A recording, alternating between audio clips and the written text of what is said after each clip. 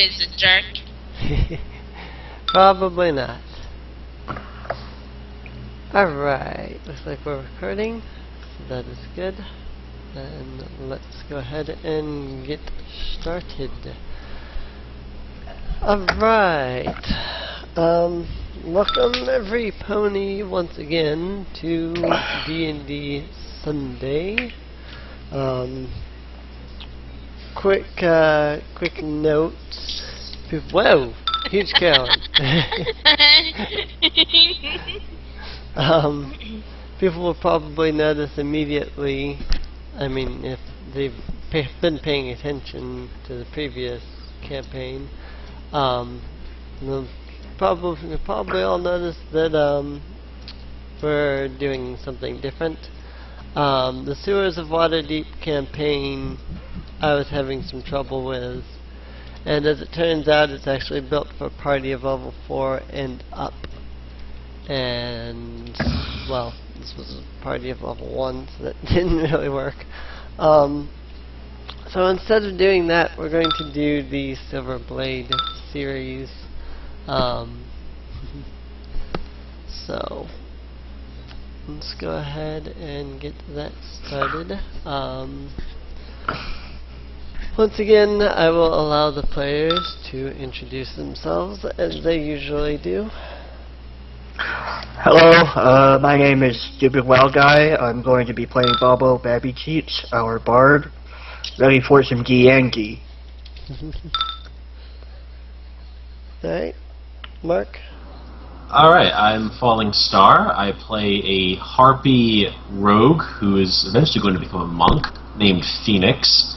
Our usual other player, Zerouzuki, is not here. I will be taking over her character, Carlyn, the elven cleric, because I've played with that character for a while.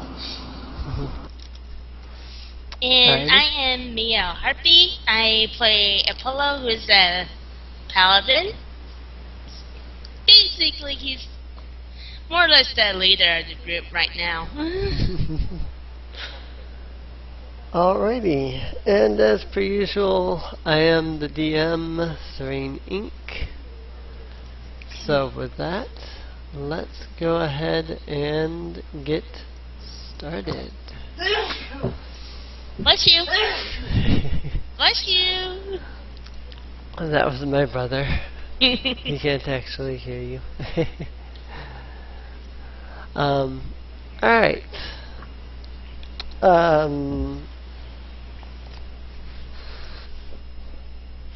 Alrighty then. Where are we?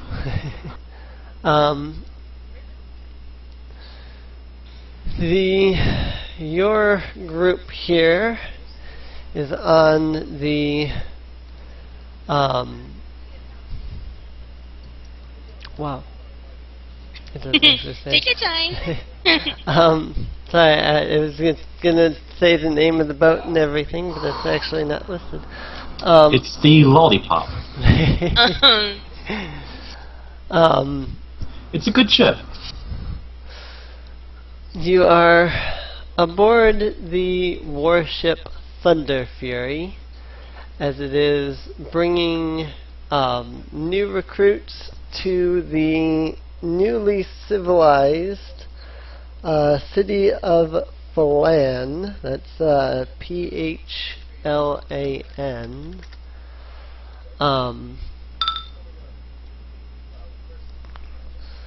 You were you were selected as one of several recruits who was hired to make your way to Phlan and help out with the problems there that Phlan is having. As you're all kind of sitting around on the deck of the Thunder Fury here, you notice a bard sitting not too far away. He starts strumming his lute, and he calls out, "Adventurers, come! Hear hear the tale that I have for you. Hear the tale of Flan's rise and fall.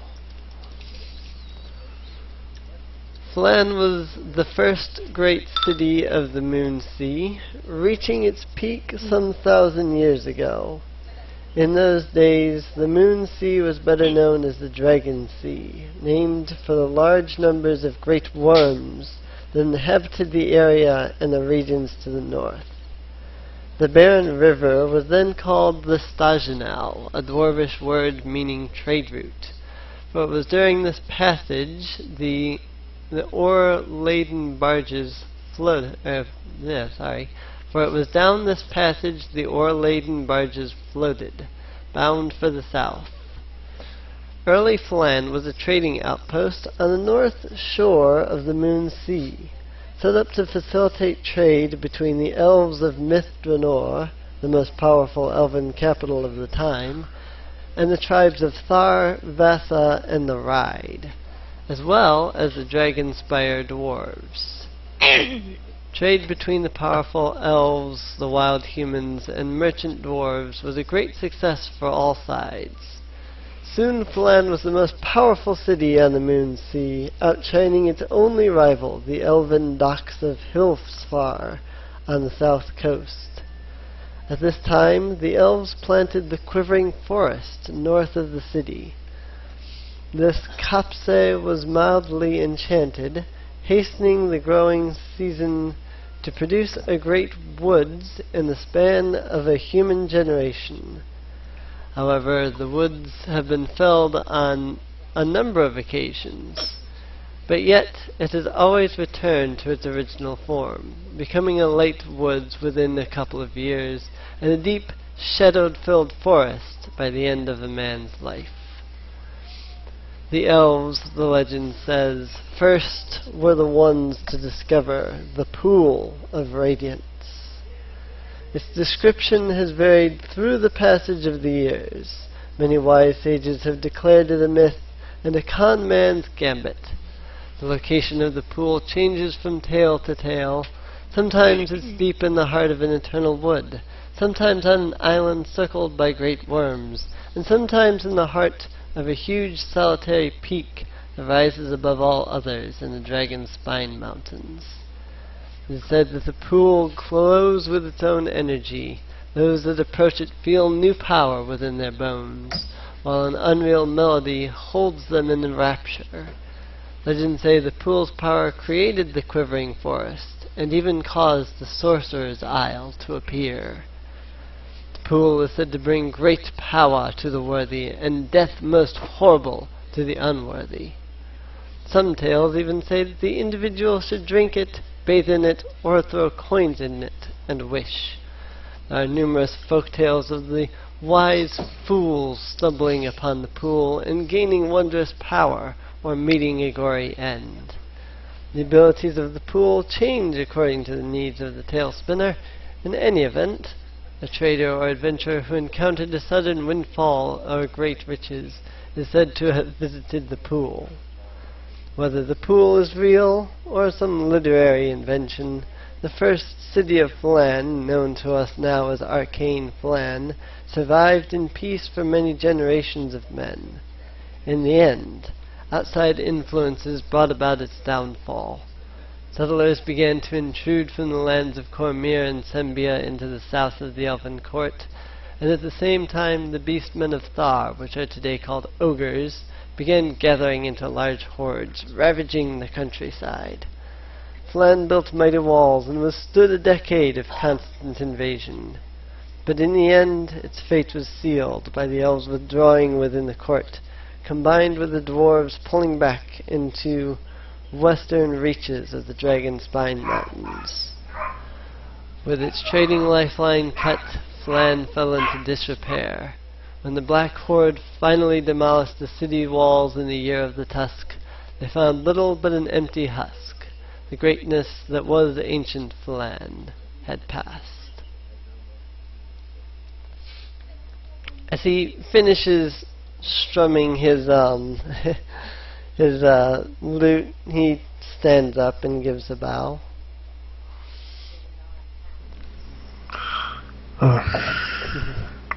So, is this my bard, or? Yeah, I think that's what we decided, was that was your bard. Alright. So, I bow, and, I pretty much go to Apollo because he seems like the leader. He's all tough and bigger and stuff. And I ask basically if I may accompany him because I've got nothing else better to do. It seemed like it would be fun. Seriously? So, You're gonna drag him along because it might be fun? well, I can hold my own in a battle. I mean, Well, I yeah, got but my you're- crossbow and my... You're 2 twigs short of a nest. Oh, well, I might be, but you know, I've got my song, and I can at least I can be your mascot, your team pet. It's up to you, Meat Shield. Well, it would be nice to have one more person in the party, I guess, but really, it can be dangerous. Well, like I said, and also I'm pretty tiny, so I can just hide behind you guys. I mean, like, just boom, I'm hiding. You can't see me. Boom. Very And well. also, my song seems to have magical properties. Whenever I play it gives my friends vigor, and it can help you. I don't know what else to say. But Very well. can I go? Okay. All right. So great, we picked up a small thing that sings. What are we doing here anyway? Wait, who? What are who doing here? What are we doing here? What am I doing on this boat? Come on, Meat Shield, you're the glory leader here. What's the plan?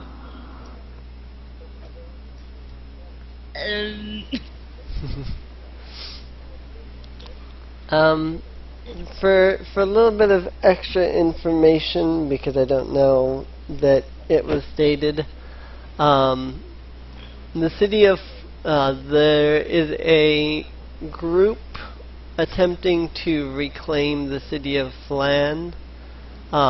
They have hired many adventurers to help do so.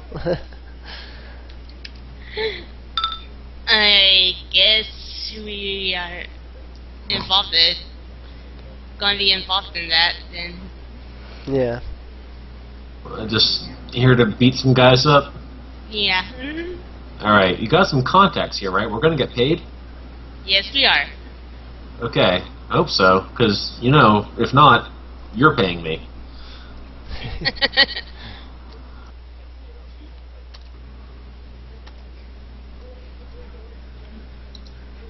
Okay,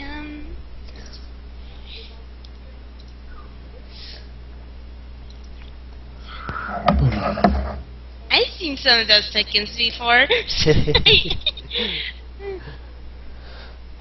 Alrighty, let's see. Isn't that the jerk of a captain? No, the one that you're thinking of is... I have her in here somewhere. This one.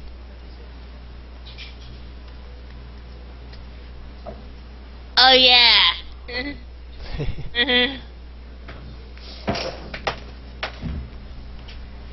Okay.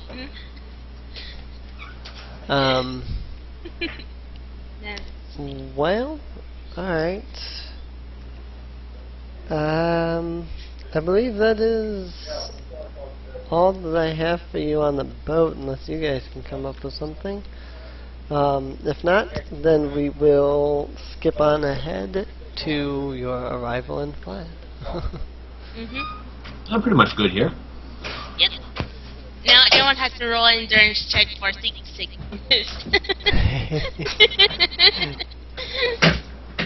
No, I'll just be flying. Alrighty. Things are going to be a little bit different in this campaign than we've really ever done. In front of you, you guys should see a huge map that has all kinds of different, like, areas on it. It's got, like, the civilized slums, Kudoswell, Puddle Plaza, and all that. Because this was built for 2nd edition, I don't have maps of each of the individual areas themselves. So it's going to be a lot of mapless kind of play. On the other hand, you should see this big gray square right next to the map. That is going to be in case you guys get into any battles, which you guys will. You can place your tokens on this big gray map, and then if there's any battles, then you can fight those battles there. So, that way we have a battle screen, but we also have the main map here. So, this is your party marker. This will tell you guys which part of the city you are in. And yeah, that is about it. So, alright then. You all arrive on the docks of what is referred to as New Flan. The boat docks at one of the docks here. And you all make your way off of the boat and into the civilized area of the city. You look around, and immediately offhand from where you're standing, you can see a few buildings here and there. There seems to be a few temples, a city park, taverns, a couple of shops, and the city council itself.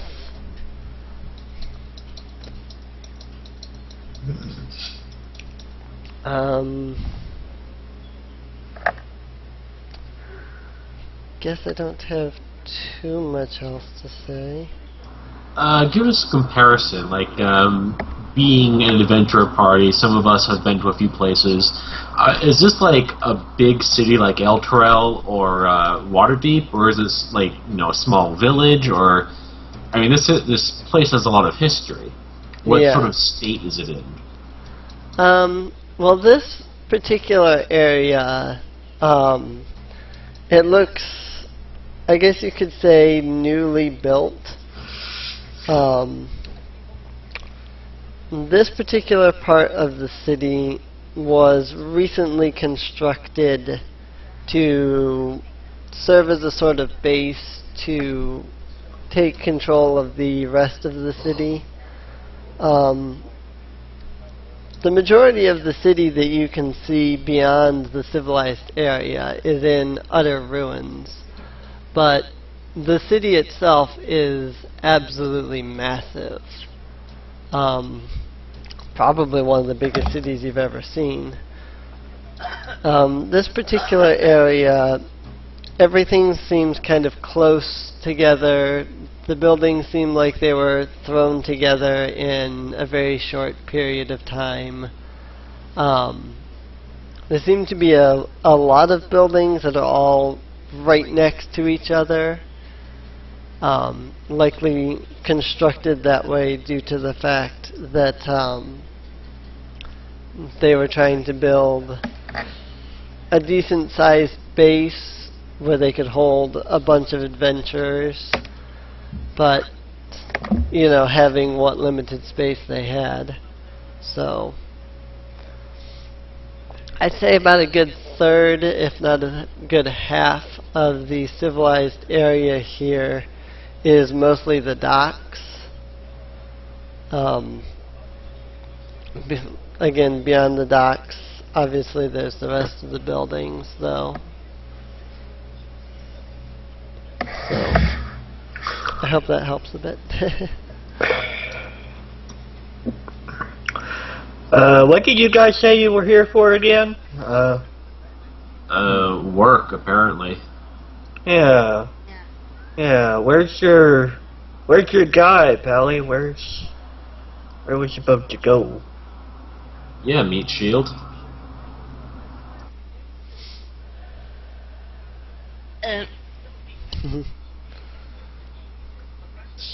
It's not like this. Apollo, you remember that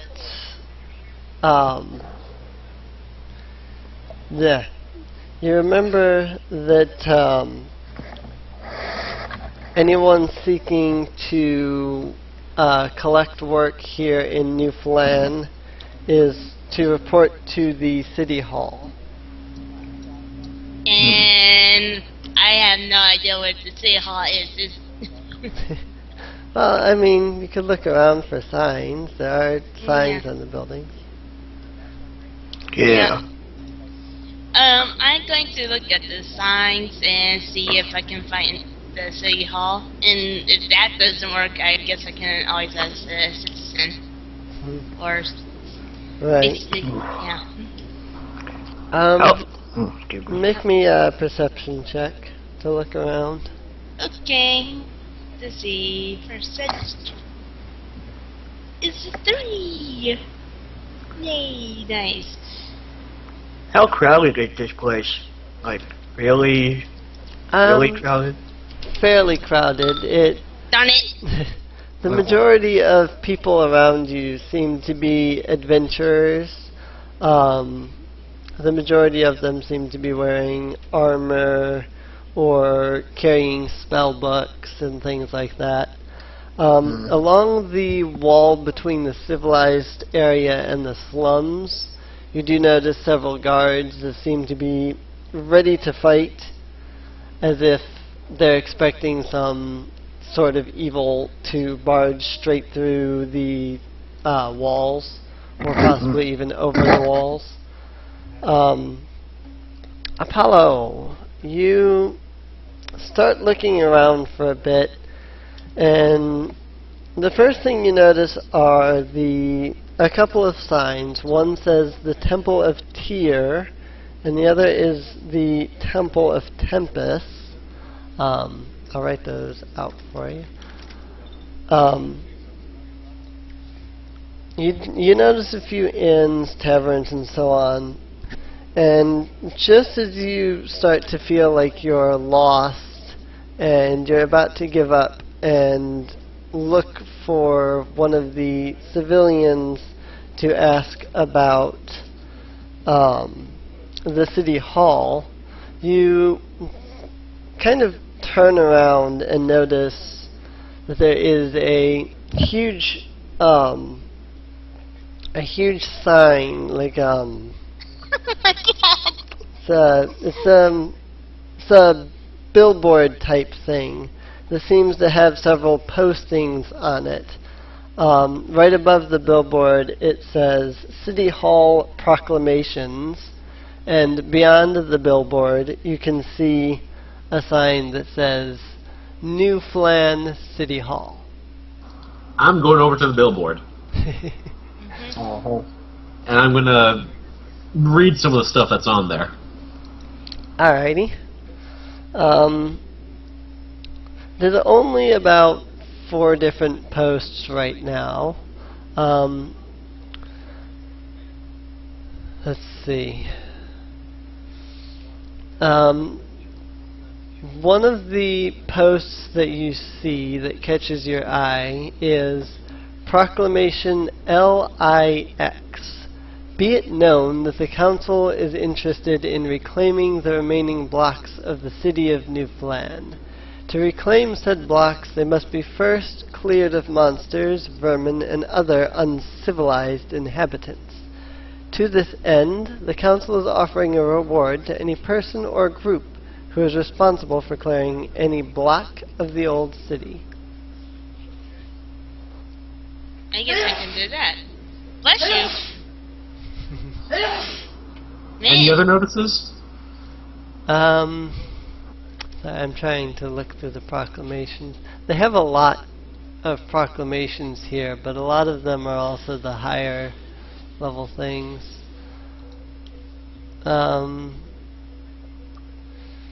Proclamation CXXVI. Be it known that the Council is offering a reward for all books and tomes containing information about the fall of Flan. The amount of said reward to be dependent upon the value of the information provided.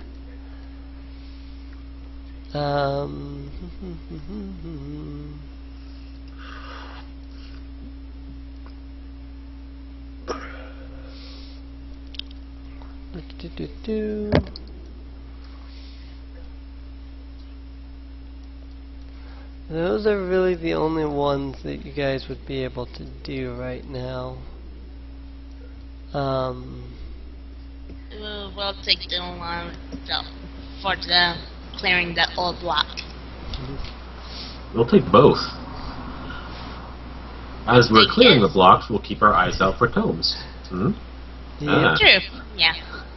Seems simple enough. Does make sense. Intelligence check on the temple names. Alright.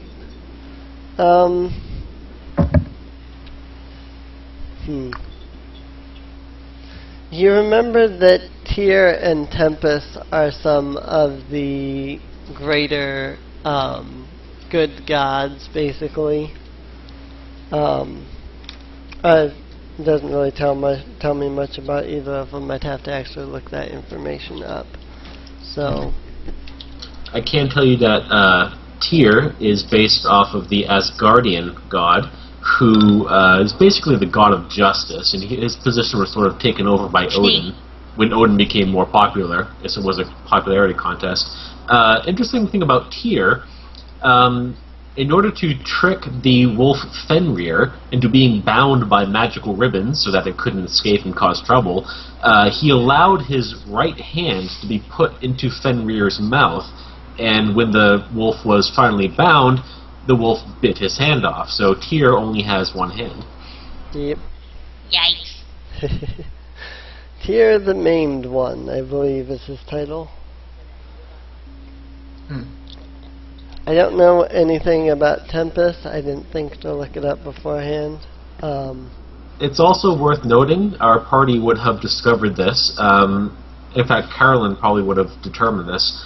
The short bow that we found in one of our previous adventures was built for a hero of Tyr, whom Loki cursed out of spite and jealousy. Yep.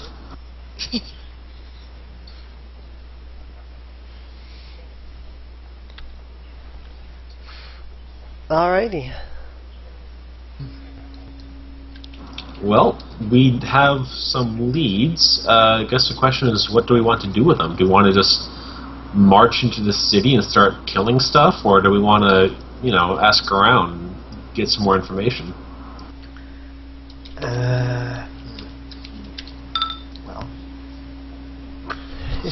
We could even, maybe even, there's a city hall right there. We could go in there and ask them, what province, what district, what block they would want us to clear out first. Yeah. Maybe find something that's more level because we don't want to go into something too big, I guess. Well, that's player knowledge. Right. We would just be we'd be asking them what they want us to do, and then the DM will decide if she wants to give us an easy job or a hard one. Right. We wouldn't know. But either way, it'd be a good option for our characters because it's a big city. It's a lot of blocks to clear out. Which one do we start with? Yeah. All right, so I guess we could do that. Yep. Phoenix is going to smack Apollo in the back and say, "Lead on, fearless leader." Apollo says and heads to the city hall. Alrighty. You enter the New Flan City Hall, and immediately what you see are a group of several different races, couple of humans, couple of elves, couple of dwarves. They're all sitting around a massive table that there's a few adventurers already here conversing with them. These people seem to be the Council of Newfoundland. And as you enter, a couple of guards step up in front of you and announce, "Halt! State your business." Who's hot? Just kidding. We're here for a job. The one about clearing blocks. And the guards nod and then turn to the council members, and one of them shouts out, "Council Member Sasha, they are here for Proclamation LIX." A young woman, looking much too young to hold this particular position, stands to her feet. She only looks to be maybe 20 years old, but she also seems to be one of the higher ups in the council itself. She makes her way forward, carrying a large tome in her hand, and when she reaches your party, she opens it up and then kind of looks the party over. She says, "So you are interested in attempting to clear blocks of the old city then?" Yes, we are. She nods and she says, "Then perhaps you can start out where the rest of the adventurers seem to be starting. At the moment, our main focus is in clearing the slums. As it stands, the slums are infested with all form of horrendous creatures, ranging from orcs to goblins, even to hobgoblins. We know they have a leader somewhere in the slums, but we're not sure where.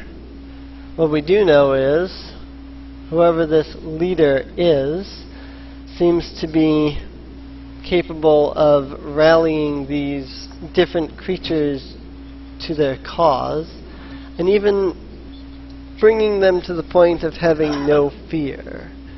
Many of them scale the walls and throw themselves over the top of the walls at us, simply in a hope to slay someone as they come falling to their doom. It has been a troublesome time, and we are having trouble holding the position between the slums and the civilized area. If we could reclaim the slums, we would have a start in reclaiming the city of Flan." Very What well can you- then.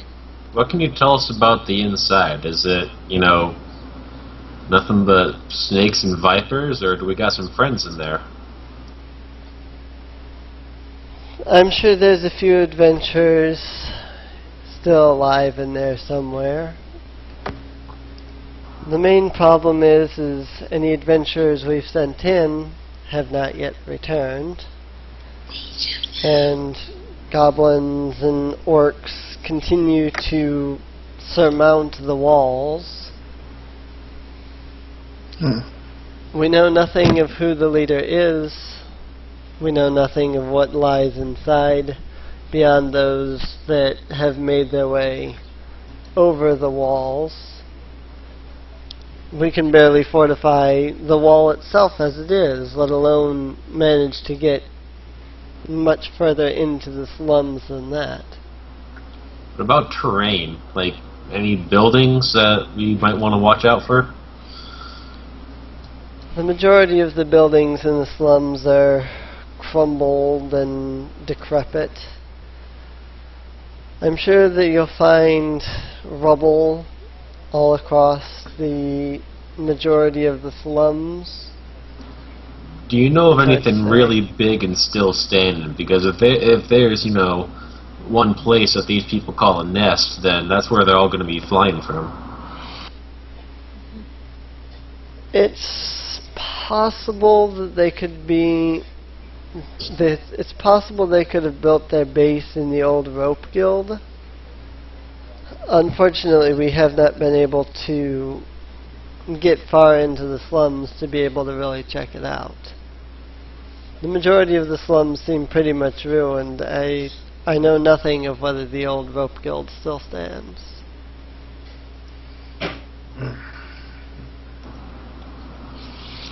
Alright. So I guess we could just march on in there? Them guards ain't gonna stop us, right? Sasha shakes her head and says, they'll likely ask where you are headed. Just explain to them that Sasha sent you to the slums. Alright, last question, possibly the most important one. When you say reward, exactly what do you mean? Sasha kind of grins at that one, as if expecting that particular statement. They always want a reward, of course. Of course. they Simple do. enough. Well, I want a reward. Meat Shield here would do it for free. Yeah. As it stands, we are offering 50 gold to any man who can find the base of the creatures there inside. Again, we have a suspicion it could be the old rope guild, but we do not know.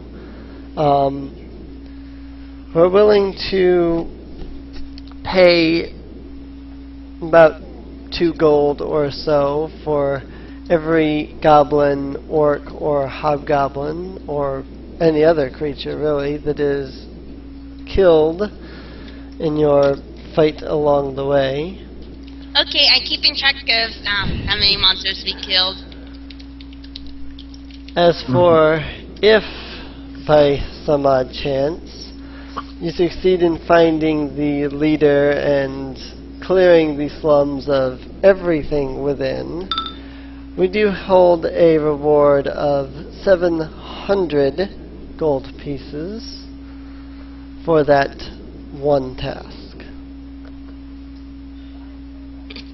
So 50 gold for finding the base, 2 gold per head, and 700 if we wipe out all the bad stuff in the slums. Exactly. I'm Miaharpy.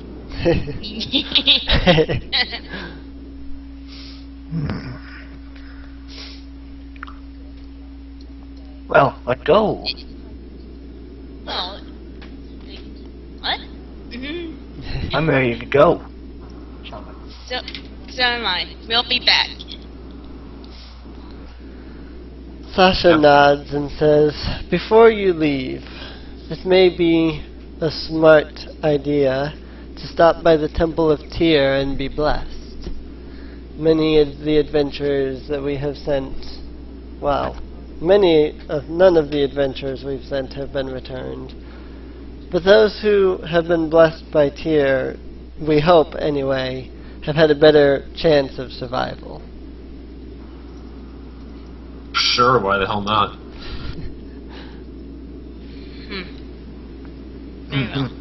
Ain't like it's gonna hurt us. Right.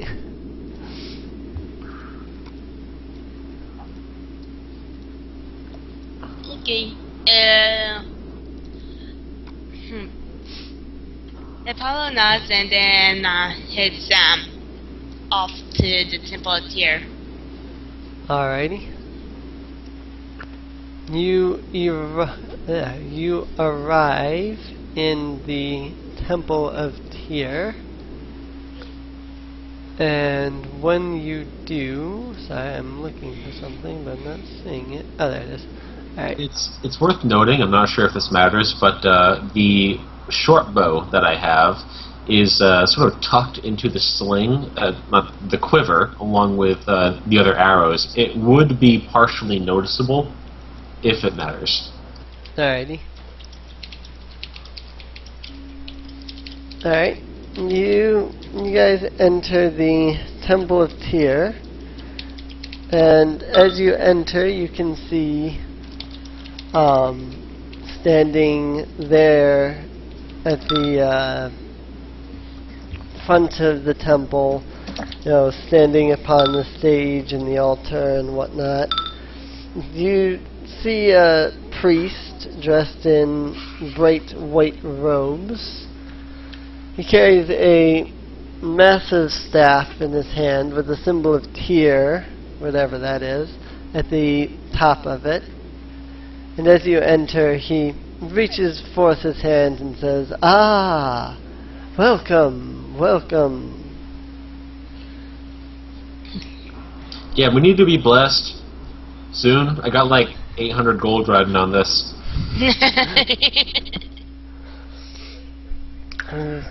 The priest nods and waves and says, "Come forth then, and I shall bless you with the holy water of Tyr." Alright. Alright. Apollo steps forward. Don't know about the other group. Yeah, I'm right behind him. Alrighty. The group steps forward, and the priest pulls out a small bowl. He waves his hand over the bowl for a moment, dips his hand into it, and then touches some of the water to each of your foreheads and says, "Be blessed by the might of Tyr." Each of you is granted the Bless enchantment. This one's a little different in that Bless only lasts for 10 minutes, but this one will last for 3 hours. Whenever a target makes an attack roll or a saving throw before the spell ends, the blessing allows you to add a d4 to the result.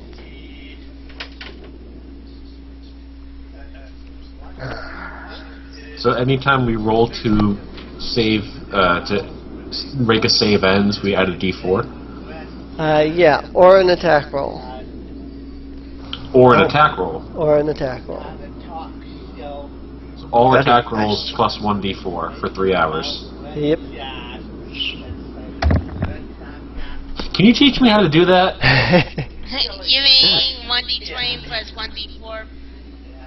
Yeah, it would be a 1d20 plus 1d4 plus your modifier, plus your proficiency, plus whatever else you have to add in. So whatever you're currently rolling is just plus 1d4 to that as well.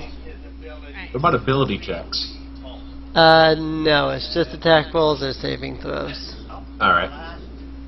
Yeah, I'm genuinely asking the guy, can you teach me how to do that?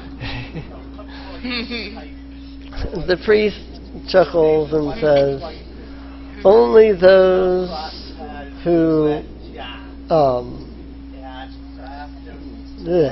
only those who devote their lives to cheer know of this kind of power. Crap. Ah, never mind. So we're done here then. Yeah, let's go beat some stuff up before this wears off. Yep. Yep. Okay, we're going to the sun. So let's take in. Yep. Off into the slums.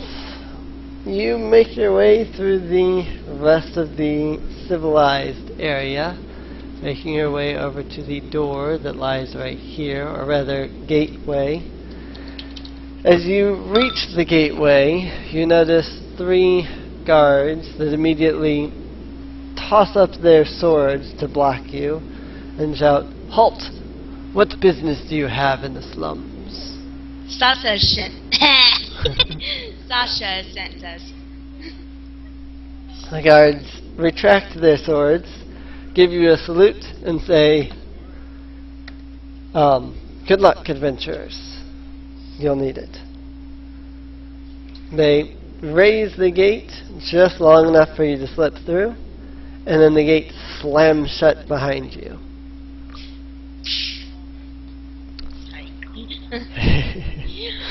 Alrighty, you are now in the slums. I'm going to make a perception check. I'm looking for bodies. I don't care what they are. I'm just looking for things that are dead and nearby. Oh wow. Alrighty, very nice. You can see everything. Yeah.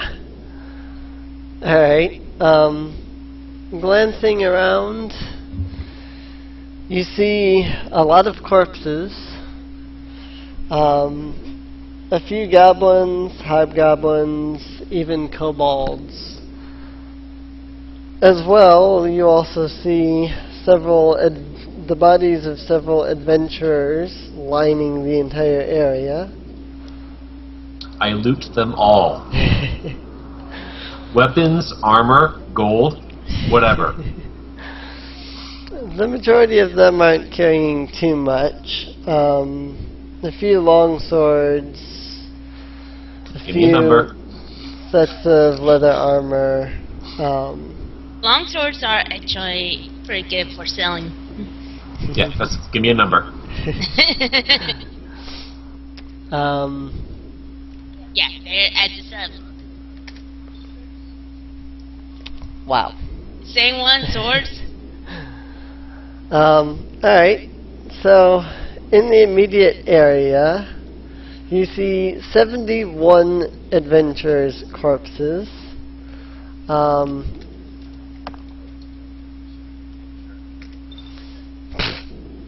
There is 1 mage in the group of corpses, so you can find a spell book and a quarterstaff. There's about 5 clerics. They have maces, whatever the normal gear is for them. The majority of them seem to be warriors of some form, carrying swords, axes, things like that.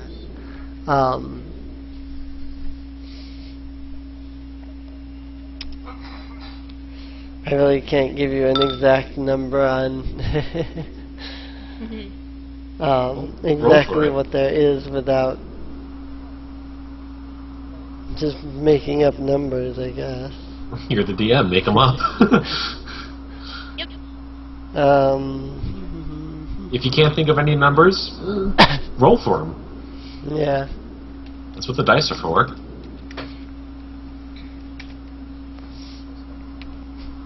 Uh, 33 warriors. Seem to be 20 barbarian type classes. And Gear. well, yeah. The barbarians are carrying axes. The warriors are carrying swords. They're mostly all carrying leather armor.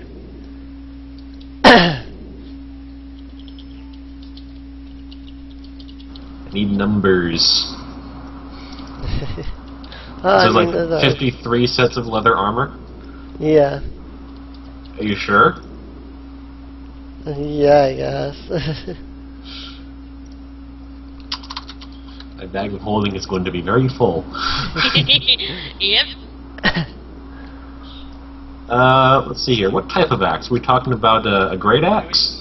Battle axes. Alright.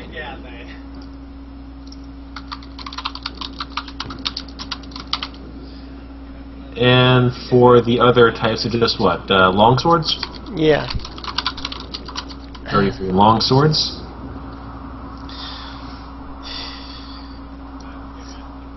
Alright, continue. Alrighty. Looking around, you can see that the area around you is very heavily in ruins. Not too far off, you hear some kind of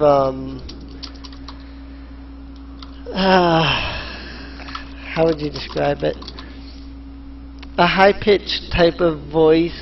When you look over there, you see a couple goblins pretty far away climbing the wall, and you watch as they reach up to the top of the wall and fling themselves over the walls. Their weapons drawn as they're falling upon whatever adventurers, guards, and so on are upon the other side of the wall there.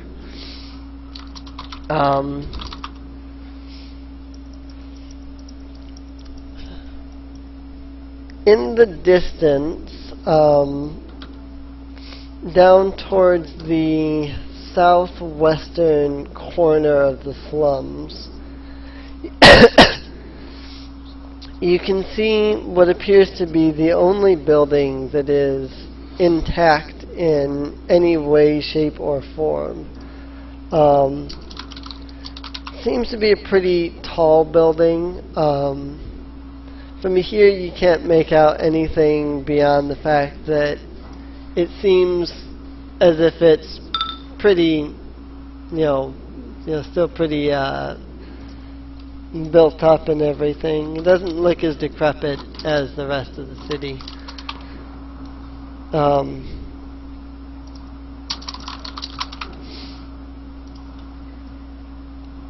That's about all I got, unless you guys got questions to expound on anything. Well, alright, fearless leader. Let's go find some bad guys and chop their heads off. Do they see any baggages? I can see they're going to walk around while doing this. So. Yeah, you'll probably be wandering around. Alright. Give me a direction. West? Alrighty. Dennis is not a direction. You cannot go Dennis from here.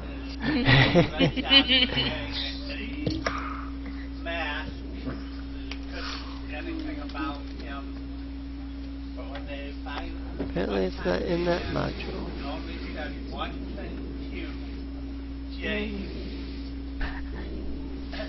Tiger, burning bright in the forest during the night. Okie dokie Loki. Loki. It's the opening line of the famous.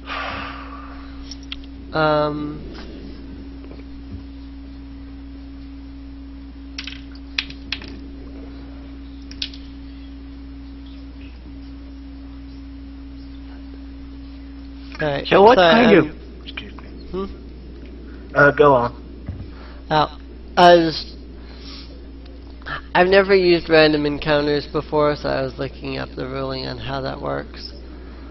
Look at Final Fantasy, then you'll get it. Alright. About how fast is your group walking? Slowly. Slowly. And carefully. So much so, in fact, that... Crap. Oh well. A 10 is still not bad. I have some really good modifiers. Right. What kind of a check was that? It says it right there. Oh, So. there, I didn't even see it. Okay. Should probably put it at the end, I usually do. Yeah. But yeah, it's probably low because I'm busy looting. Right. So, Alrighty. no gold on any of these? No coin? No, not really. No, all the goblins stole it. Yeah, so we're gonna have to kill them. Yeah. And get all the coin from, what is that? 71 fallen adventurers? Right. Yeah, 71 pouches. You're gonna have to roll for that, Emily. Right. Yep. Alright. So you're moving at a distance of roughly about 100 feet a minute. Alright, then. You travel off towards the west. Someone make me a perception check as you're wandering around. Okay. Just someone? Yeah, well, Oh, anyone. yeah. Wait, let's do the low Everyone. rolls. Thank you, Phoenix. Old Hawkeye's here. You got. Oh wait, you Did do you got see what I did there? Did you see what I did there? Yes. It's like you don't have a. Oh yeah, you do. Alrighty.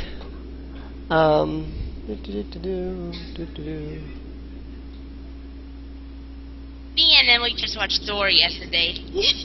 So.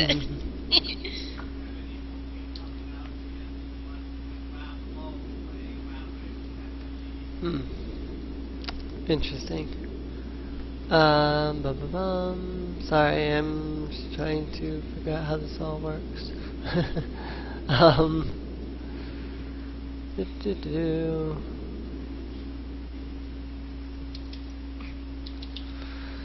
Whatever. Alright. As you are wandering around.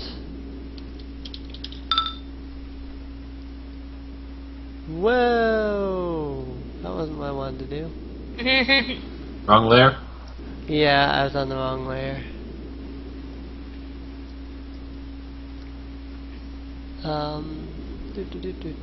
Where is the...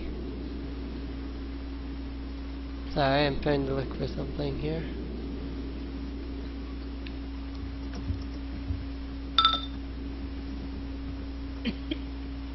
For a brief moment there, I thought it was some massive monster. It's like, oh snap.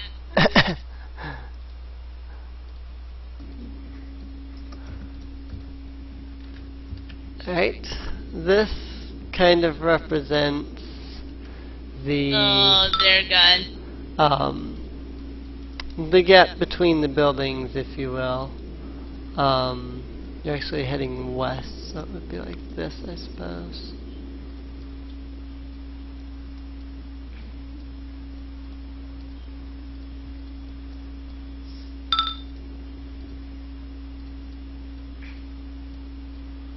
Alright, position your party however you would like here.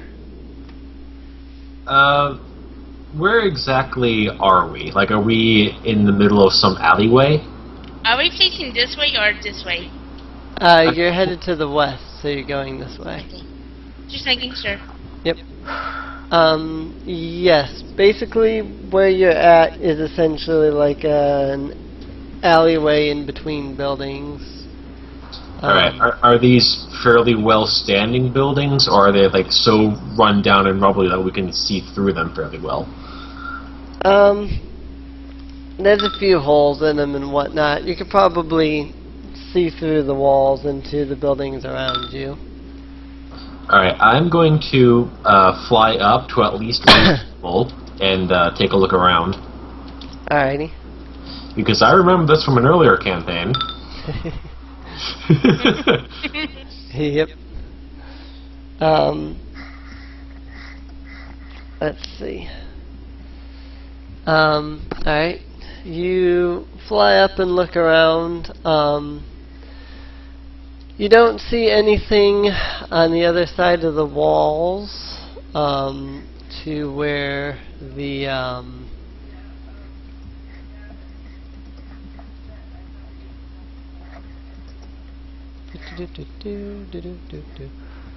Alright. You don't see anything on the other sides of the walls or anything.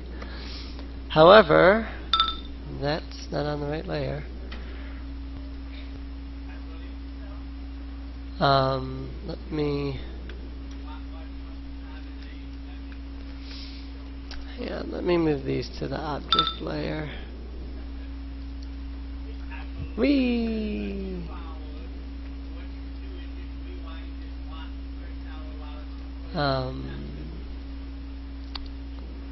Unsnapped grid.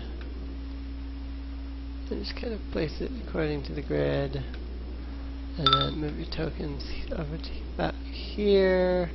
Alright, there we go.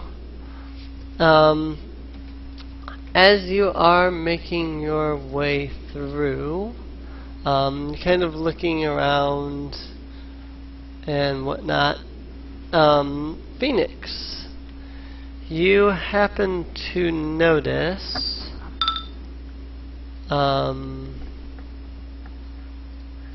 there we go.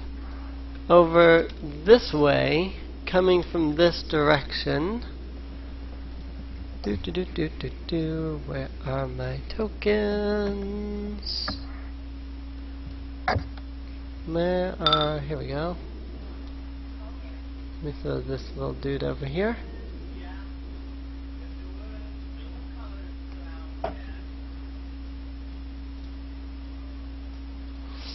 Alrighty. From around the corner, you can see a small group of kobolds is making its way towards the corner here that you are at. You have seen them. They haven't even rounded the corner yet, so they have not even seen you. Alright, two things. First of all, the grid spacing, it's the old version where each one is like, you know, one grid space instead of feet. Yeah, let me fix that. There you go. Alright, back to Flan. Who would name their city Flan, out of curiosity? Isn't that like some sort of food? Anyway. It is some kind of food, actually. I don't know. Or we sent back to the boat. Oh, we had she had to reset the thing, so we got snapped back to the boat. Just change maps to the city of Flynn. Oops.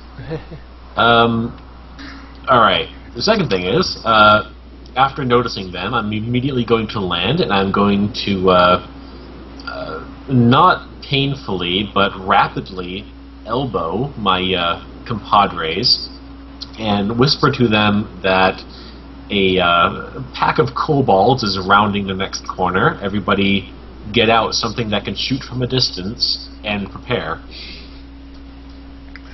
Mm-hmm. Well,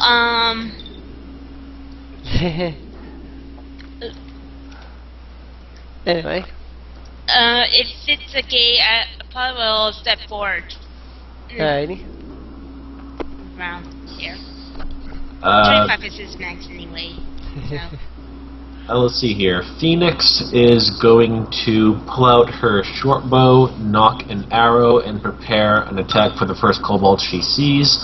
Carlyn is going to do the same thing with her long bow.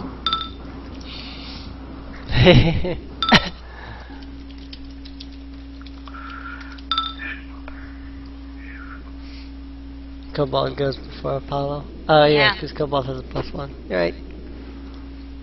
Alright, so And just set I your will initiative to ready- like 3.5 or something then. I'm going to ready my crossbow for the first thing that I see. Behind me.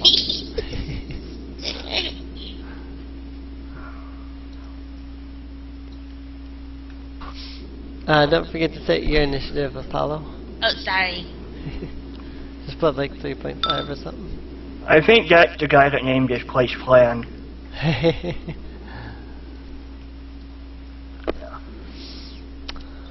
Alrighty. In this case, like I said, kobolds haven't noticed you or seen you or anything yet. You guys kind of moved a little bit, so the kobolds are going to get a quick move, and that's going to be about all they get before the round starts. And that's about all they're going to get. So, at that point, if there's any ready actions that would take action at this moment, take them. Otherwise, this would be your surprise round.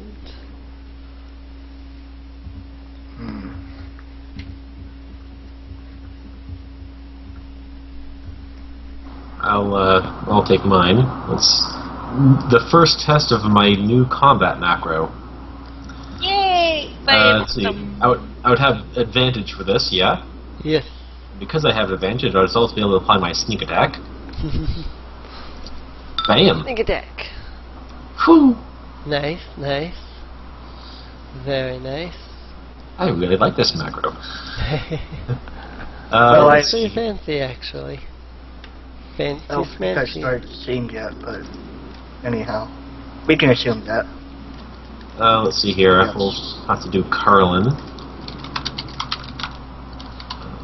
Well, actually, it'll be a 22 or lower because it's the 1d4. Oh, right. Plus 1d4. Yeah, you've got a plus 1d4 for 3 hours. Speaking of hours, it has been 5 minutes so far. Alright, so this will be against Kobold 1. I'll take the 17. Yeah. It's probably dead. Probably. Yeah. Yep. Nicely done, Carlyn. Alrighty. Do I see Kobold 3 from around here? Cobalt 3. Probably not, because that's... Yeah, probably not, because that's a pretty I mean, hard that, corner. see? Yeah. Alright, alright. I'll move back a bit, give me a sideshow, and I'll just keep ready. Alrighty. And in that case, I suppose that, well, the kobolds are kind of freaking out at the moment because they were walking along and all of a sudden 2 of them dropped out of nowhere. And so they're freaking out, trying to figure out what's going on.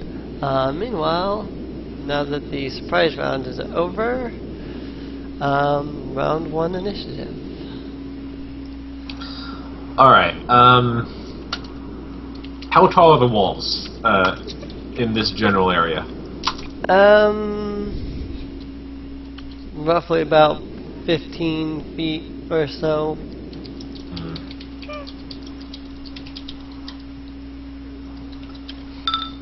Depends on where you're looking at based on the ruins and stuff.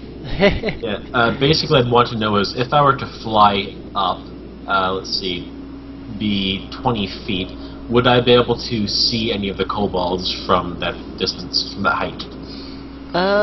Yeah, you should be able to see them. Alright, in that case, I'm going to fly up 20 feet. I'm going to take aim at whatever kobold I can see. I'm not picky. Alrighty. Let's say kobold 5 for funsies. Would I have advantage on this? This is a good question. Would you have advantage?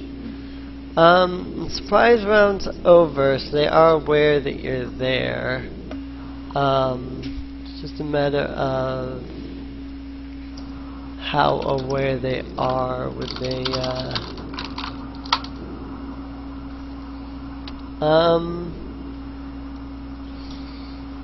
I'll go ahead and say yes on that one. Alrighty. So that happened. Nice.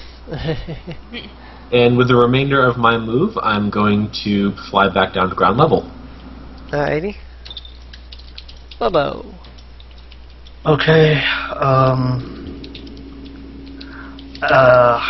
man, I don't... Yeah. Can we...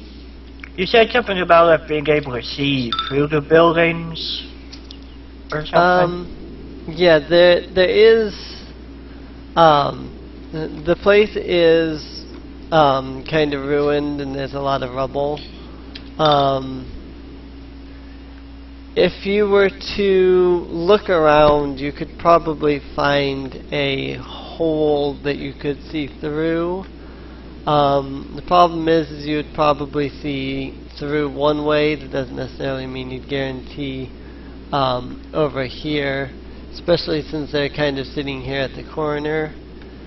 So I don't really think that would benefit you that much. Okay,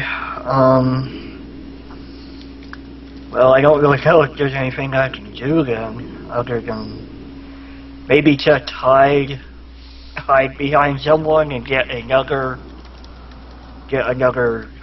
like advantage sneak attack thing. You can always ready an action. Yeah, I have it ready, but like Yeah. eh. And I don't think you all get advantage after this because they know that there's enemies. Well, I'm going to hide as a halfling. I'm able to, I think it is, hide behind anyone that is one size larger than I am. So does that take a check? Yeah, you can attempt to hide even when obscured by a creature one size larger than you. Yes, I believe that's a stealth check, although I think you can do that. You're limited on how much you can move before you can hide, but because they haven't seen you yet, you probably can get away with it. It's basically a dexterity stealth check. Alright.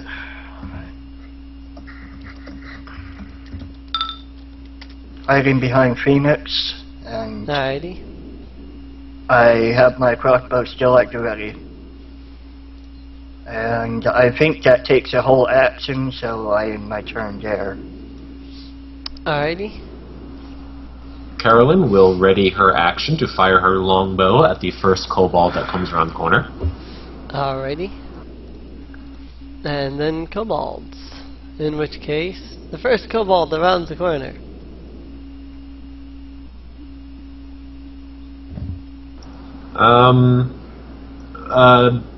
Bobbo, I think you readied your action first, so... Alright. Yeah, if you can reach it, you know, it's only 70 squares. So Okay. so the proper, like, method is whoever does it first, basically? That's the way, you know, it keeps everything neat and tidy. Although, what type of crossbow? You use a heavy crossbow, right? It's a light Oh, crossbow.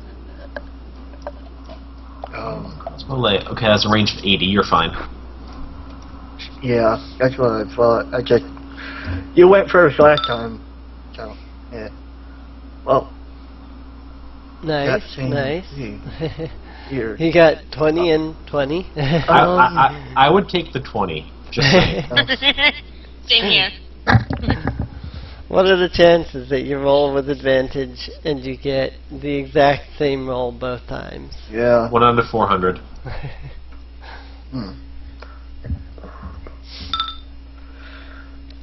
Alright, it's against Cobalt 3, so he goes down real fast.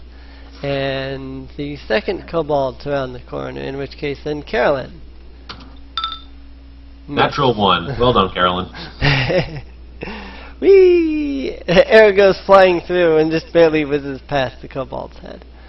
The Cobalt does not have a portrait for some reason. That's awkward. Oh, did I get it off the... No. That's weird. Whatever. Yeah, whatever. We're going to kill it anyways. Yeah, I may have...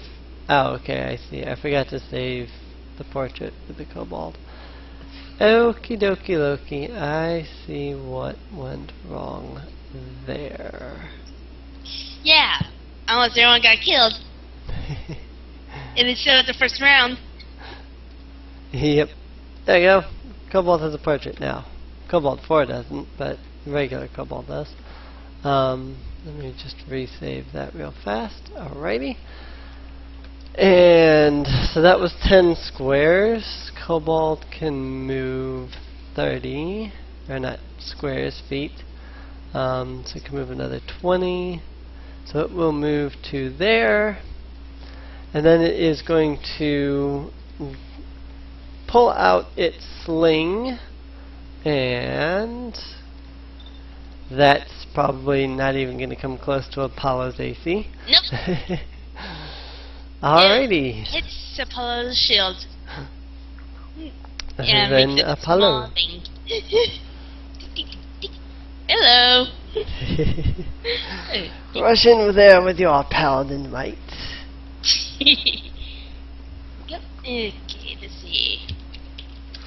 I'd say something about striking the kobold with your flaming sword of fiery holy doom. But Fudge! that's a miss. But unfortunately, these kinds of paladins don't have that. No, it's just a crit miss, that's it. Well, yeah. No, I was talking about the flaming sword thing. Paladins from D&D don't have that. Alright, Phoenix. Alright. Ooh, I get sneak attack because a party member is next to him. Bam. And Kobold down. Very I really like this macro. Level 1, 5 monsters, 4 people in party, even though I don't think it matters. Alrighty, there is 62 copper, 12 silver. Actually, the group was carrying an extra 15 silver, you guessed, from the adventurers who have made their way through here before. So 30 silver? I think that's 27 silver altogether. Yeah, it would be 27, I think. Oh, you said 15, so... Yeah, well, it's... the first roll is 62 copper, 12 silver, and 9 gold. Oh, sorry, And I then- didn't see the first one. Yeah, Sorry. the second there is 15 silver. So- Sorry. It's fine. Alright. Alright. It should be noted at this point that roughly about here there is a door to one of the buildings. We'll check it out. Alrighty. I'll check it out. Alright. I think what I'll do is... What kind of a check do you want me to roll to check it for locks and traps? You want me to do a perception, sleight of hand? Thievery was what we did before, and thievery was replaced with sleight of hand, so we'll stick with that. Alrighty. There are no locks or anything upon the door. Alright. I'm going to roll a perception to listen through the door. Alrighty. So I'm kind of trying to find walls here. Oh wait, I know what I can do. I'm gonna edit the map again, so you might get moved out of the map. So apologies if you did. Let's kick this back one. We'll kick your tokens back a square. Alright. Beyond the door, you hear the sounds of something arguing. Maybe it's couples arguing about their marriage. It happens all the time. I can't make out any words. Let me see here.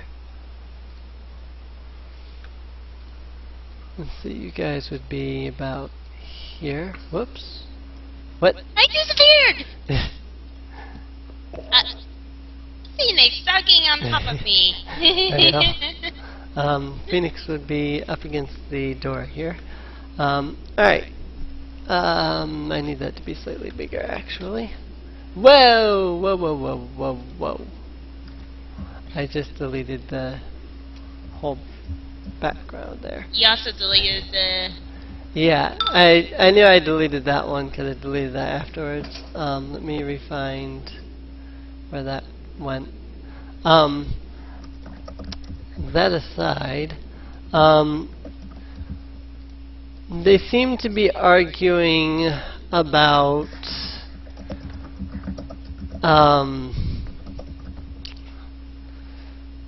you make out the words something about orders. Seem to be arguing about whatever orders they have at the moment. You hear one of them shout, "Give me that paper!"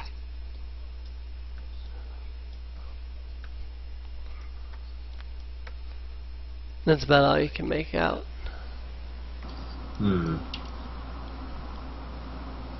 It could be either one of the items or looking for it.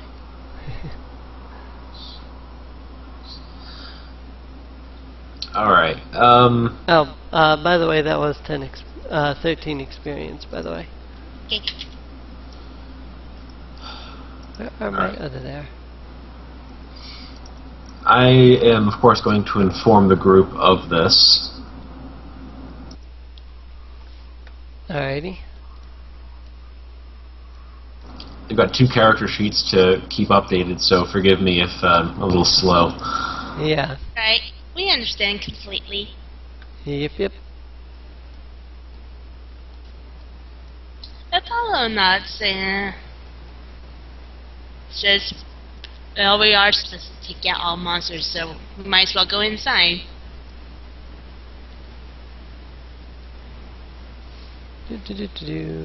Sorry, I'm kind of building the room here. Items. I'm mostly guessing that I would probably take the lead. Whoa, that table is huge. Yeah, the door is... Oh, would my sleight of hand check determine if the door was locked?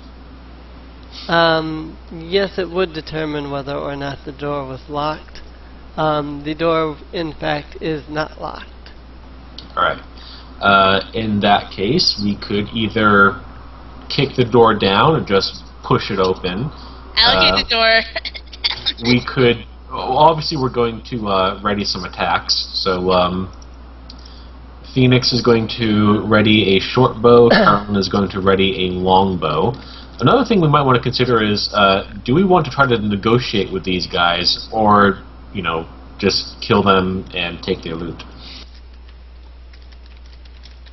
Well, it depends on who we see inside, right? So we go in there, guns ready to be blazing, and if they appear hostile, we loose. Yep. Sounds about right. Alright. Well then, Phoenix and Carlyn both have their actions readied. Meat shield at your leisure. Okay.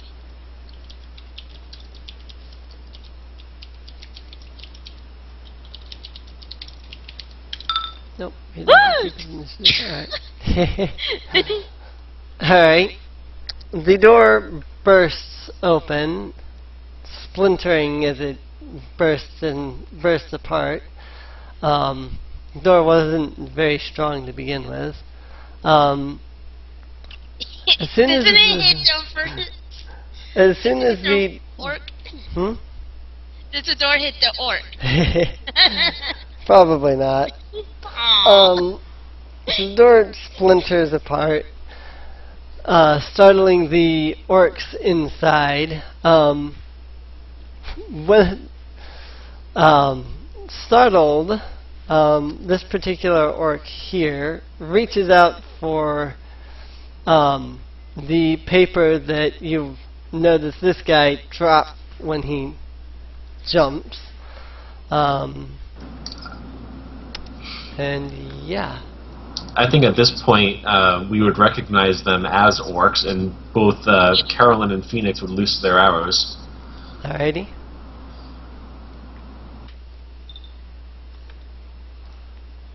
Holy cow. Orcs have good initiative. Alrighty, well, go ahead. Natural 20. Do you want to just kill him now? Well. Actually, he would take 19 piercing damage. Oh yes, that's you've actually got that maxed out already as it is. Yes, I did. How about that? That's kind of pretty cool. awesome. You can macro crits too. Yep. I'm back. Alrighty. Orc Raider 2 drops to the ground. Alright. I guess then Carlyn would have her attack. It should be noted he is still clutching the paper pretty tight. It should be noted he is dead.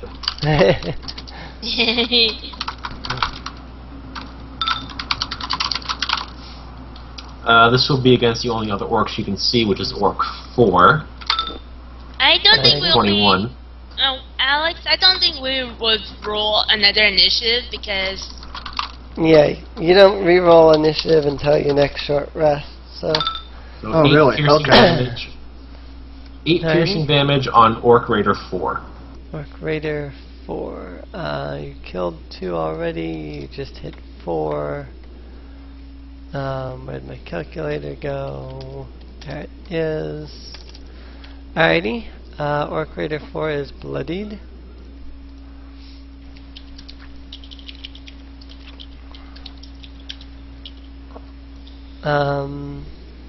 With that, does anyone else have any ready to actions that you can... Nope. The only thing I did was kick down the door. Right. Alrighty. In that case, Phoenix. Ah, me again. Well, I guess I will attempt to finish off the one who's not dead. Let's see, short bow, I do not have advantage or anything else fun, so blam. Alright, 8 piercing damage, that takes him out. Yay. Yay. That'll be it. Bobbo. Okay, I'm going to fire at Orc Raider 1 with my crossbow. That does count as surprise because I was hiding around the corner there, apparently.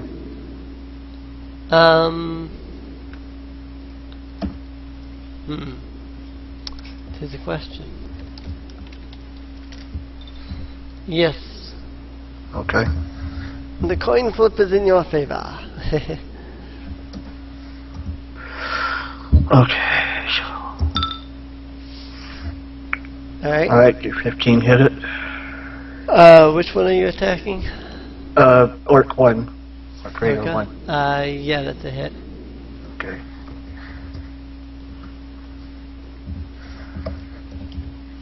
Alright.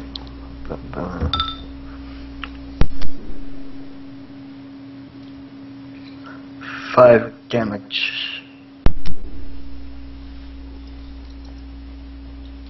Alrighty. Sorry, 1 second. My brother is running up to Taco Bell, so I'm getting him my card. Taco Bell. Sorry. I like Taco Bell. That's fine. I'm hungry, so. Alright, the orc, I do not think is bloody. No, okay, he's not bloody. Okay, Alright. and I'm going to hide behind... Wait, no, that takes an action. Never mind, I'm done. Alrighty. Then if there is nothing else, orcs get to go. Yay! Walk. Walk, walk, walk. Hello. I need a drink. For the Horde!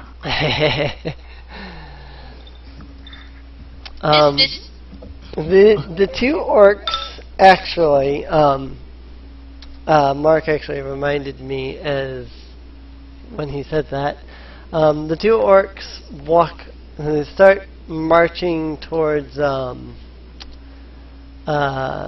I totally forgot to do that for the other two orcs. Oh, I'll just have to remember that.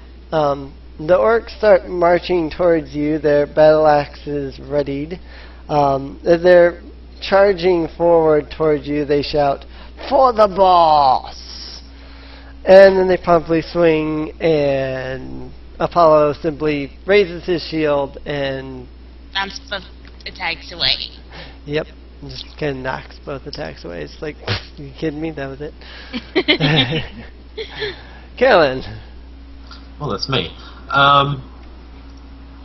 Alright, Carolyn is going to longbow Orc Raider 1 in the face parts.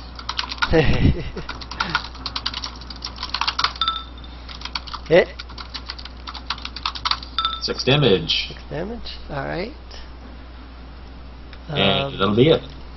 He is actually still alive. Barely, but he is still alive. Apollo. Okay, time to attack Orc Raider 1. What is there? Oh, okay. Whoop. Sorry, Sorry. let me real quick make a macro here.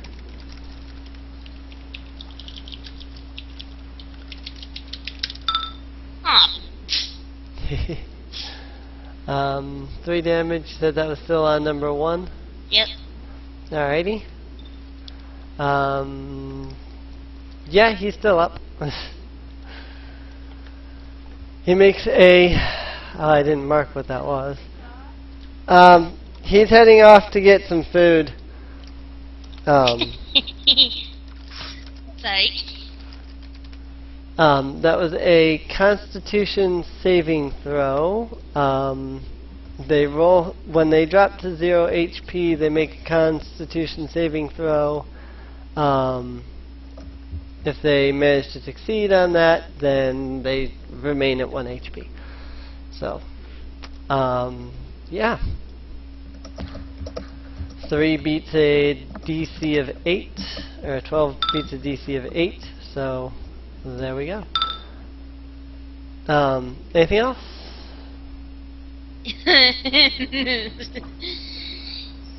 No, I'm done.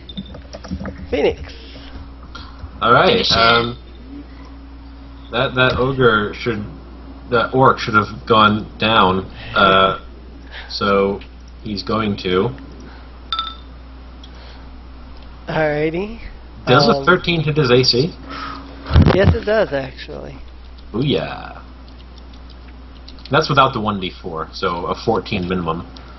Right. Alright. Let's see, 11 plus 5. He just barely makes it. Wow. Oh, boy.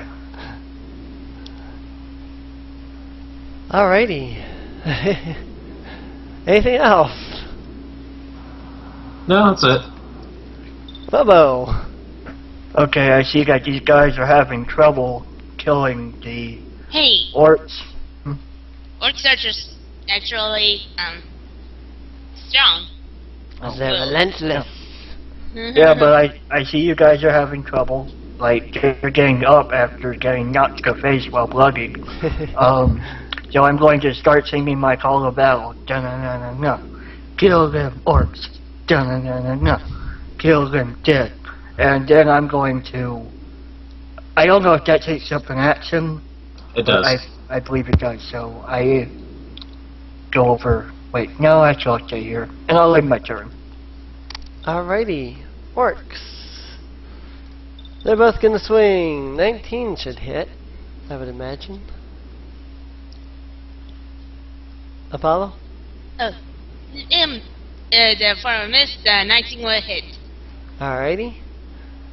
Then you take Nice! 8 slashing damage. Not nice for me, dude. Alright. Orc Raider 1 swings his axe, strikes Apollo, and then with his last dying breath, he shouts, "The boss shall be pleased." And then he drops to the ground. Oh, shut up. Orc Raider 3 is going to step over so that he is in better alignment to fight. And Carlyn. Thank you. He's also in better alignment for me to hit him. Yep. Hit. 7 damage. Nice. He is bloodied.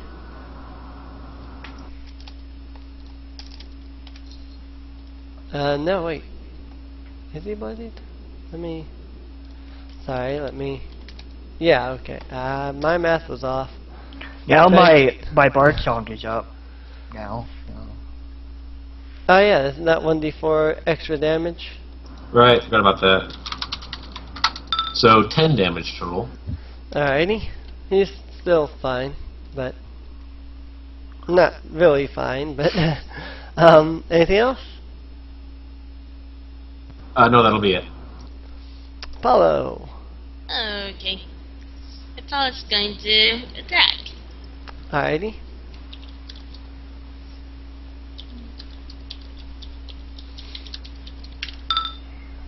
Fighting my Killer Kayla rules! Dice hates me today. Anyways, you want me to Phoenix? Yep.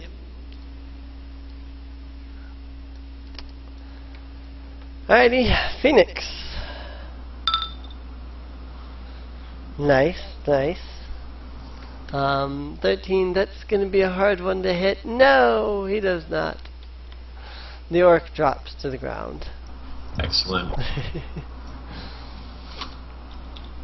Alright.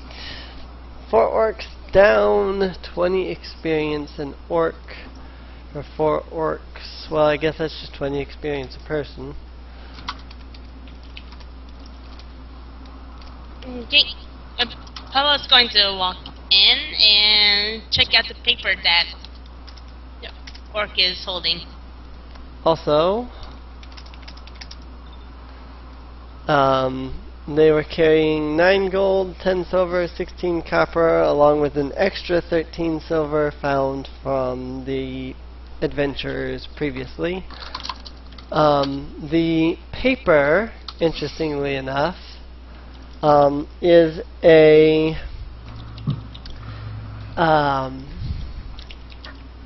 let me find it here. I have it.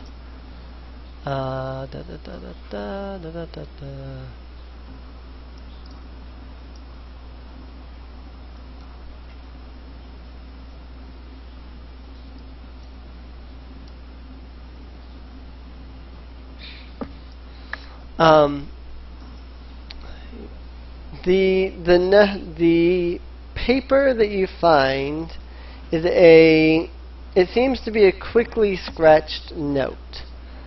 The paper says, "Show the boss's seal to the 3 Kreen guards. Be careful, they are wary of outsiders. Keep your hands away from your weapons, no matter what they do. With the seal, you should gain safe passage to see the Queen. She will give you the artifacts in exchange for the seal and the treaty. Do not do anything to get her mad. The bugs would just as soon kill you as look at you. Once you have the artifacts, get out of the stinking burrow and get back to the castle." We're gonna need that as sort of like a handout. Yeah, I will. Yeah. When it becomes relevant, not necessarily now, but when it becomes relevant, just like make a note somewhere. Right. I was going to type that, and I'm like, nope, nope. Yeah, I didn't think about the fact that some of these are notes and stuff.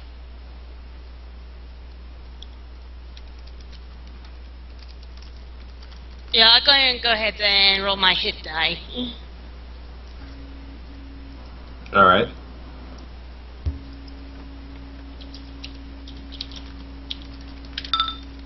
That's good. Only 1 hit point off. Oh, wait, 3. Right. Yeah. Oh well. It's still Still. good. I thought it was 2. Can you get hit for 7? 8. 8. Oh. Full D8. Oh yeah, fine. I didn't want to use my lay on hands or pushing and healing yet.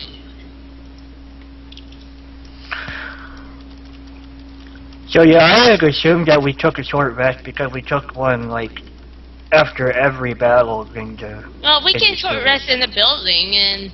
I think we would have to take a short rest in order for Apollo to use Yes. that to use his healing hit dice.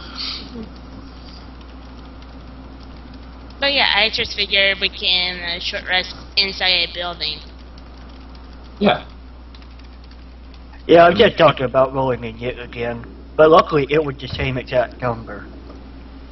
We can make perception checks all day long just to, watch for stuff while we're recovering. Mm-hmm.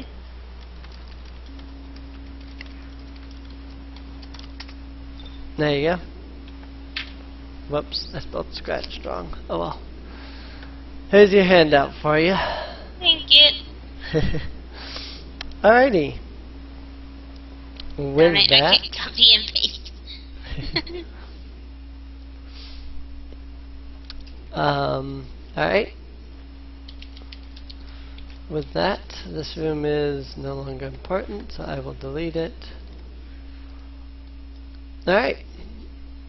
What are you guys gonna do now? There was another passage from. Yeah, From the road continued off to the south. Do we want to go there? Or try to find this Dry King?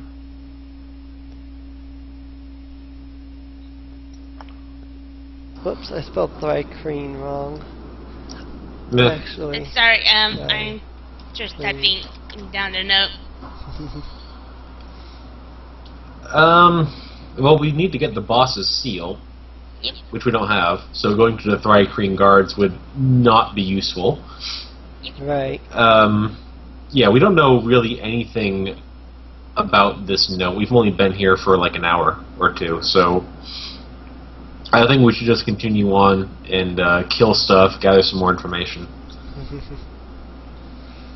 Alrighty.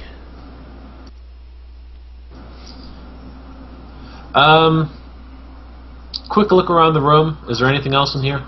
No, there's nothing left. Nothing but the corpses of the orcs that you have slaughtered.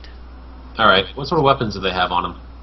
Weapons and armor. Battle axes, short bows, studded leather. They were each carrying 20 arrows, and they never ended up using. Let's see.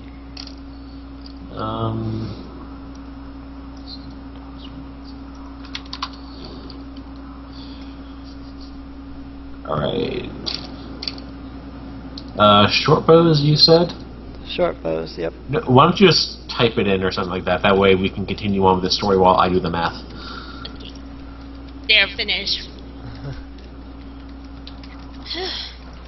Alrighty. So where are you guys going now?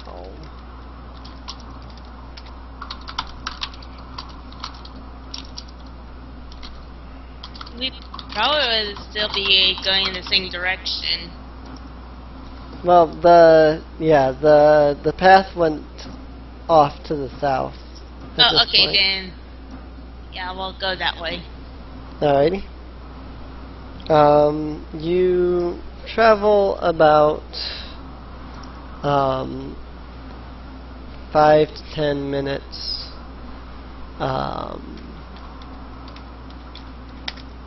10 minutes towards the south. When you come to a crossroads, There's a path leading to the left and a path leading to the right. So east and west, and it doesn't continue on south?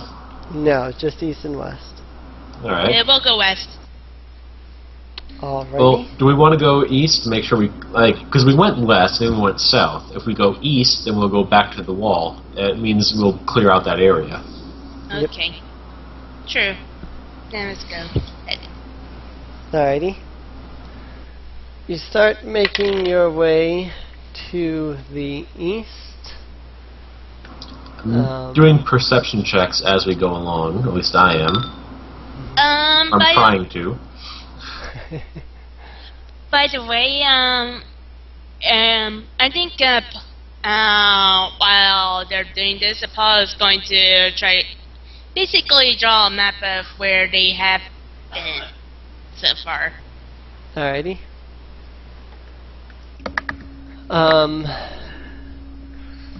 The right path leads you to a small building. There are a few holes in the wall. In fact, not only are there a few holes in the wall, but there also is no door. Let's see, where is... I need a specific token for this. I should clear initiative since you took a short rest.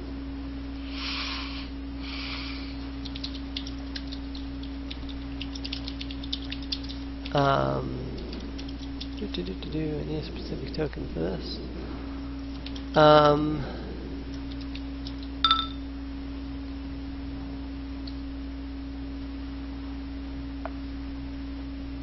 Well, I thought I had a token that worked for this guy. But now I'm not seeing one. Oh, you know what? I'll just use this one.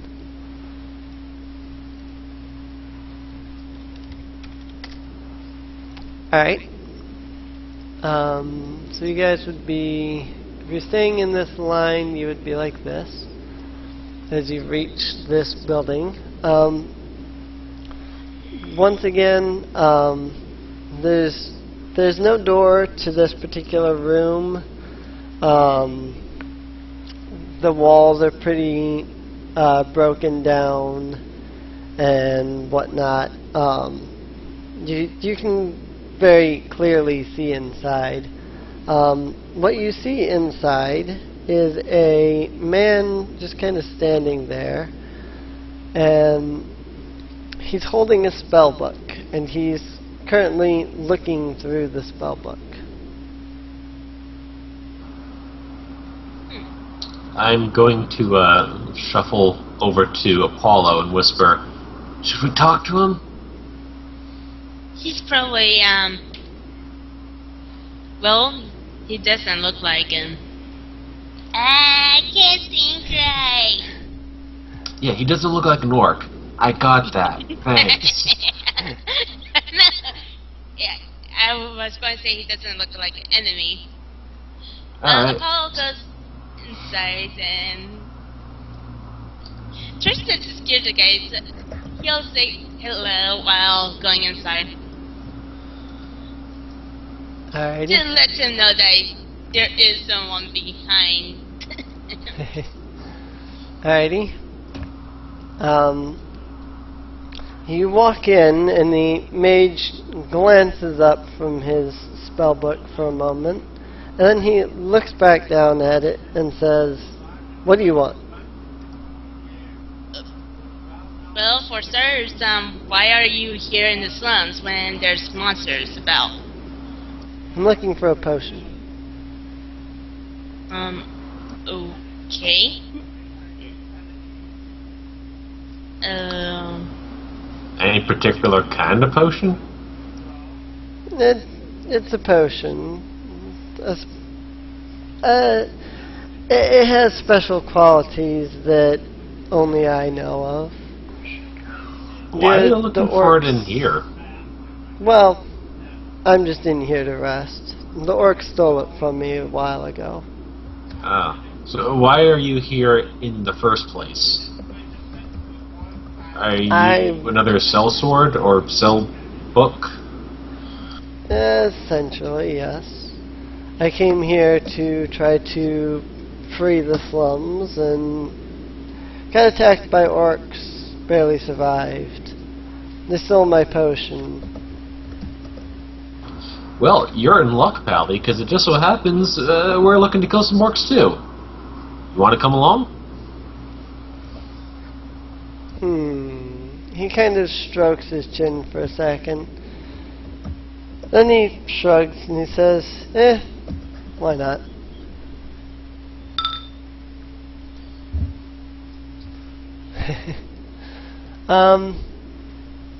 You don't notice any insincerity or anything in his voice. Alright. I guess he is an elf mage, because I don't actually have a character sheet for him. Elf mage. Huh. Okay. It's good to have you with us. I didn't really even think about the fact that you might invite him to the party. He's actually a side quest. So. Oh! To find a potion, right? To find the potion, yeah. I didn't think about the fact that you might just invite him to the party. If so. he knows about spells and he's been fighting orcs, he's probably a mage. He is a mage, yeah. I'm sorry. I'm trying to not point stuff like this out because I know it's just an endless, it goes nowhere. But did the people who wrote this module genuinely think that the party could stumble upon a mage who has apparently been able to survive in this city by himself and not invite him to the party? I don't know, apparently. They did not detail that option? Oh wow. well. Yeah. The campaign book says, and I quote, Olo, a magic user, will offer you an assignment to go get him a potion. Well, he can come with us and help. Exactly. Yeah. If he's knows about spells and has dealt with orcs, yeah, he can fight along with us. Right. Do I have a more elvish looking dude in here that still kind of looks like a mage? Not really. What were they thinking? Oh well. Once again, second edition for you, so. Yep. This is the same people that probably made the whole collapse and the entrance collapsing. Yes, actually, it was made by the Sewers of Waterdeep and the Silverblade series were made by the same group, I believe. Emily, there is a pre-gen, a first level elf mage. Yeah, the pre-gens folder. Using that. Ah, all right. That's why I said I guess he's an elf mage because I don't have a character sheet for him. Oh, all right. So, because I looked on the pre-gens, I was like, well, there's an elf mage, so I guess that'll work. I'm just trying to see if there's like an elf mage token kind of thing that I have better than this guy, but I'm really not seeing anything. I'll see what I have. I don't really have much.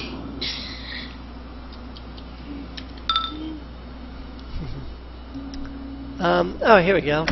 That's enough for you.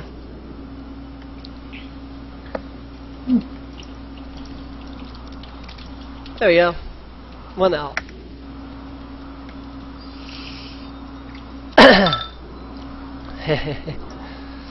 Alright.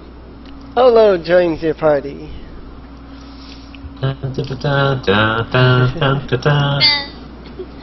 Alright. Yeah, honestly, the less we get killed. Right. Alright, so, I'm glad we came this way. Well, now that we have him, I'm gonna ask, we got this note, Meat Shield, show him the note. Okay. Apollo takes out the notes that to put away before and hands it over to Olo. Apparently, that's his name. Alrighty. Let me have just a second to look ahead here. You have to look at what you wrote before. Well, no, I have to open the campaign book and look further ahead because the seal isn't mentioned anywhere in the slums. Right. So I'm kind of looking ahead to see if it tells me anything anywhere else. I don't even know something with 3 kin. I'm looking for something with 3 kin. Surely there's something about 3 kin in here somewhere. Are there anything about I don't know. anything like? Oh man, I forget. But those bugs in Warcraft. Oh, the 3 kin? Yeah. The Thrycreen. Thrycreen. You can look them up. They're basically they have a mantis-like head. They've got 4 arms with sort of like claws in the end. Fairly insectoid. They have sort of a hive mind. Yep. Yeah, they're a playable race in 4th edition.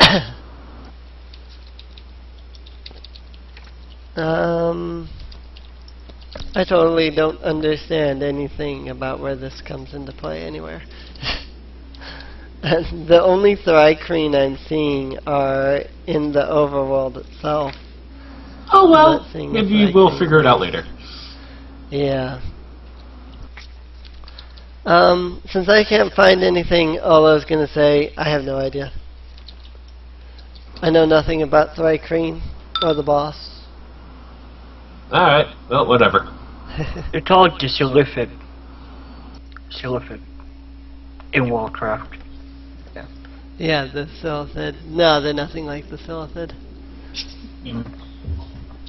Alright, let me add Olo to the initiative list. And Olo has a... what is it? Dexterity for initiative? Yep. Okay, so he has a +2 on his initiative. Alright. Well, with that out of the way, Olo says, well then, I guess I'll follow you. I'm sure eventually one of these orcs will be holding my potion. Yeah. Let's do it then. Alright. Phoenix is going to move over to Apollo and shove him in the back. Hush. We were at a dead end, right? So Yep, I guess y'all had to go back and go the other direction. Yep. You said you were making a map. We're going west. Yeah. Alright, I'm going to call a short break because I apparently desperately need a drink, as you can clearly hear. So I will be right back. Oh, Alright. speaking of that. I'm going to be back as well. Yeah, I'm going to get some more water too.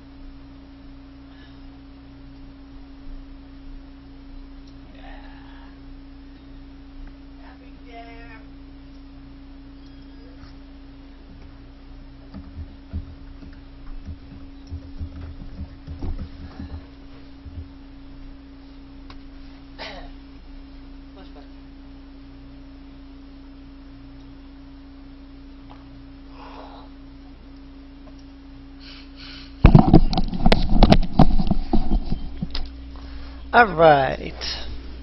Sorry about that. I am back. Yeah, the others have gone too. Alrighty. Then we shall wait a few moments for them. To the YouTubers watching, I do apologize. I don't have a way to edit the video, so I apologize for the break here and the kind of dullness in this part of the video. Sorry about that. I did try to use the bathroom. That's fine. We like all went away all at the same time, so. I am back. Welcome back. In that case, we are ready to go. Alright, so you follow the path off to the west. And as you are making your way to the west, gotta find my tiles again. Where did I put those? Oh yes, they're always in textures.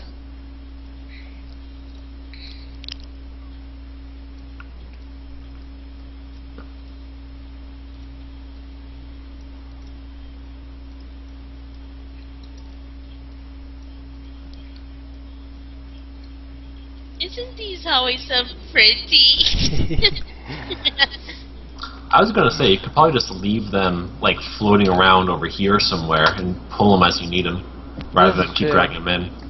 This is true, I didn't think about that fact. Let me drop them over here real fast.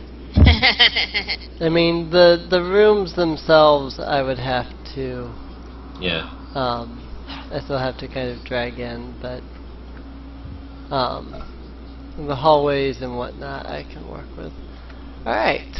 Whilst we're going along, I'm going to be occasionally flying up, because I don't want to be trapped in an alleyway. That sort of happened before, and it wasn't pleasant, so I am going to be occasionally, you know, flying up, taking a look around, that sort of thing. Alrighty. I need a 1d6. Sorry, I'm rolling dice here. Hidden dice. I like having my dice. Alright. In that case, do I even have those? I do not. Oopsies! I forgot to make them. What do you need? I just gotta find them on the bestiary is all. I just forgot to make them on the... I forgot to make a monster sheet for these guys. Ah. I'm supposing they're in the bestiary. Oh, no, they're probably gonna be later.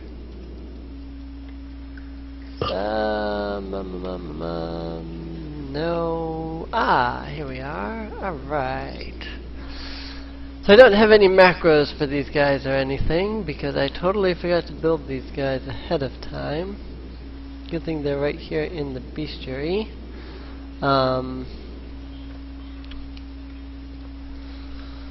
As you are making your way forward, just rounding the corner are these guys. I didn't see them with my perception check. Oh,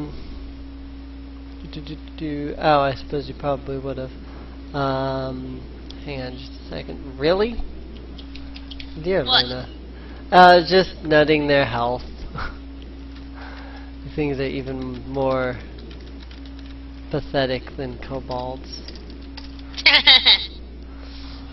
Remember, it's not that, you know, they're tough, it's that they deal enough damage to drop one of us in 1 or 2 hits. That's what matters. How quickly they can kill us if they get the chance. Right. You're gonna use your perception check, what I'm going to do is, when you roll a perception check, the goblins make a stealth check, which is what, dexterity? Yeah. Yep. So no, you don't see them because they beat your, Rolling once for all 6 of them yeah. instead of once for all, like, you know, individually, like we do. Well, I suppose that is a good point. They each get a roll. Well, I mean, you each roll initiative, but then the goblins only have 1 initiative, so... Yeah, but if one of them makes noise... Yeah. I suppose that is a point. So, alright. In that case, then you spot them right about here. Alright. I would quickly hiss to the group. We've got company. I'm just going to say goblins, bows, fast, and that'll be it. Phoenix and Carlyn are both going to ready their ranged attacks. Phoenix is going to get it. Paul's going to step forward. Oh, nice. I was trying to hide behind you, but okay. No, you don't want to hide behind me because they can't get around. Stevie, yes. I guess I'll ready my song.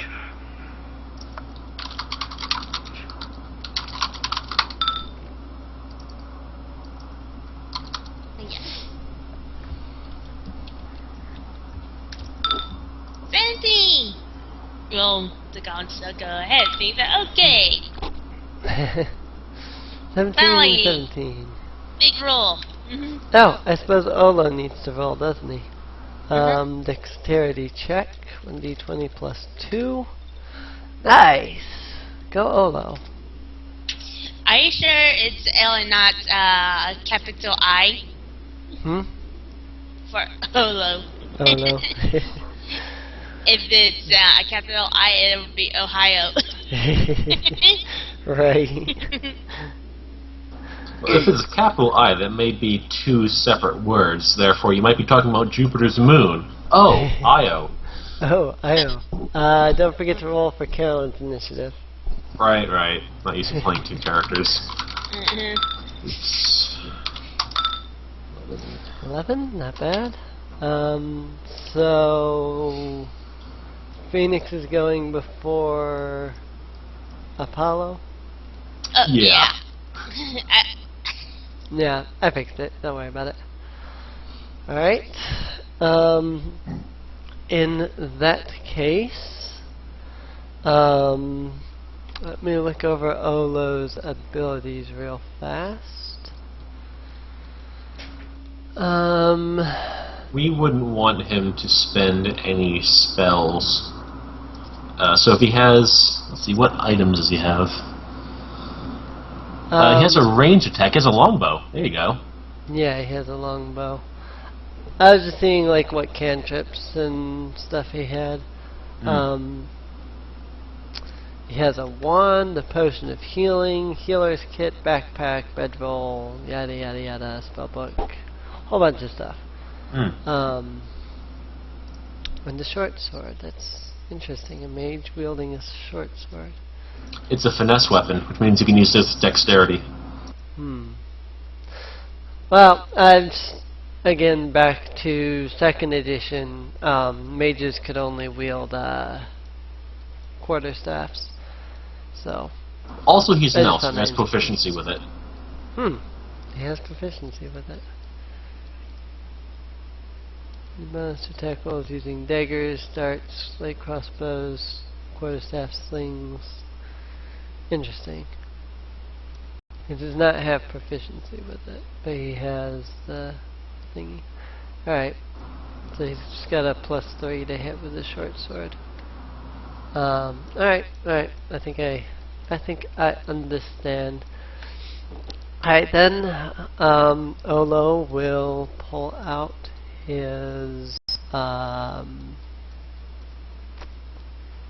Longbow. What's the wand do? Yeah, longbow. I just look confused on the point of the wand.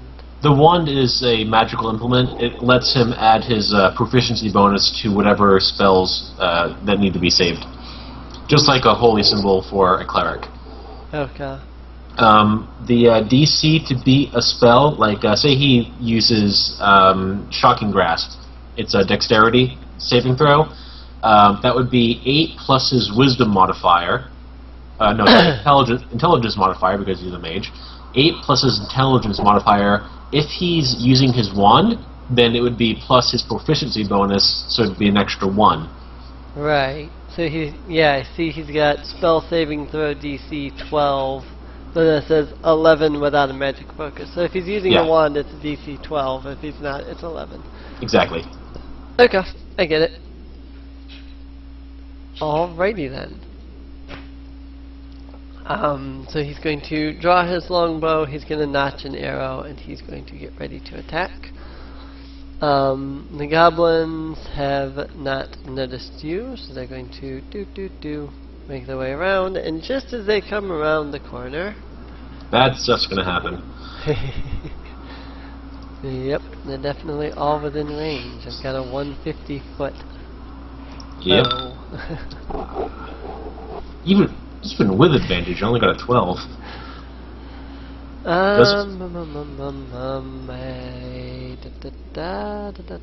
That actually does not hit. What about the 1d4? Right, is that still in effect? Yeah. Yeah, it's only been 15. 13. And that is a hit. Excellent. So 16 piercing damage on goblin number 2. He drops. Alright. Oh no. Let me look you up once again, and you have a +3 to hit. And yeah. So a crit, plus, what is it, 1d, is the Bard song up? I don't think so. Oh, is it? Okay. Oh, that's right, you read it. Alright, so that's maximized, plus another 1d8 because of crit, and Goblin 1 takes 19 damage. The arrow goes flying through, smacks him in the chest, and proceeds to then fly through him into the wall. He's just that dead. That's all the ones you guys can see, and at that point, first round begins. So what Olo is going to do is he's going to step around here, revert last move, because I don't know his movement speed, 30, so yeah, he can go there, okay. Would he be on the front lines as a mage? Probably not, but he was trying to get closer so he could see, because he can't see anything from there, but... He could ready in action. Yeah, even from here he still really couldn't see. So instead of that, he will move here. Then he will ready his longbow for the first goblin that comes around the corner. And the first goblin comes around the corner. Ding. And that's a miss. 1d4. 1d4, Oh, yeah. right? I don't think it'll help though. Oh, never mind. Yeah, even a max would have only rolled 12, so it wouldn't have been... Would he have advantage on that?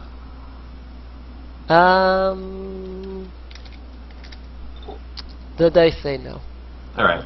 However, Carlyn still had her action readied, so would she have advantage because she hasn't attacked yet? Sure. We'll go with that. Alright. I'm just gonna copy pasta. I'll go with the 18, pretty sure that'll hit. Yep. Bard's song is up, yay. So 9 damage on Goblin 4.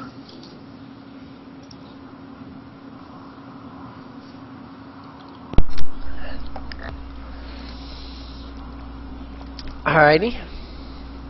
Goblin 4 is down. We've got 3, 6, and 5, which means 1 is down. Alrighty. And another goblin rounds the corner.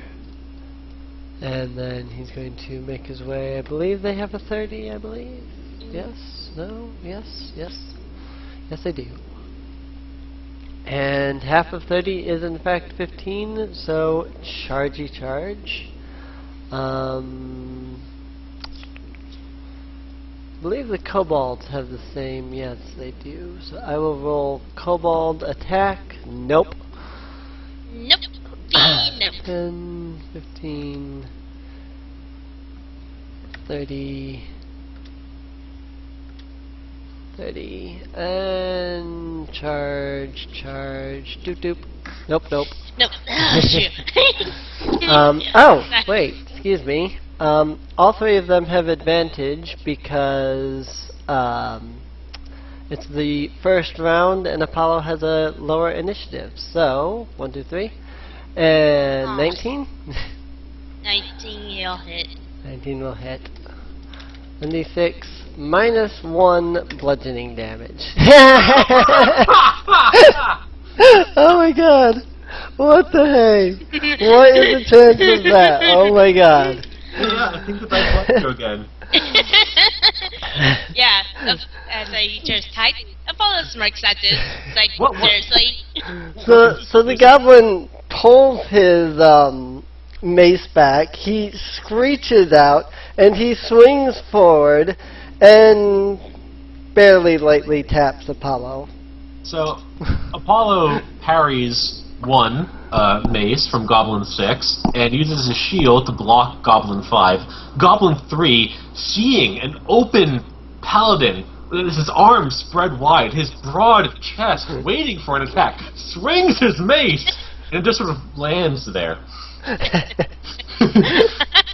Right.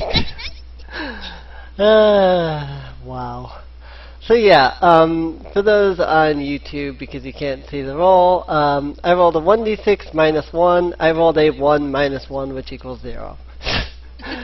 So yeah, he hit, but he did nothing. Phoenix. All right. One of these guys, will ya? Phoenix is going to say, nice job, Nick Shield, that's how you do it. That's not how you do it. Oh well. That's not how you do it. Nope. That'll be it. I resolve. Oh, hold on. I forgot. If you gave 4 on this. Nope. That's it. Alrighty. Apollo. Which one attacked me? The one that hit you with the 0 was goblin number 3. I'm going to attack goblin number 3.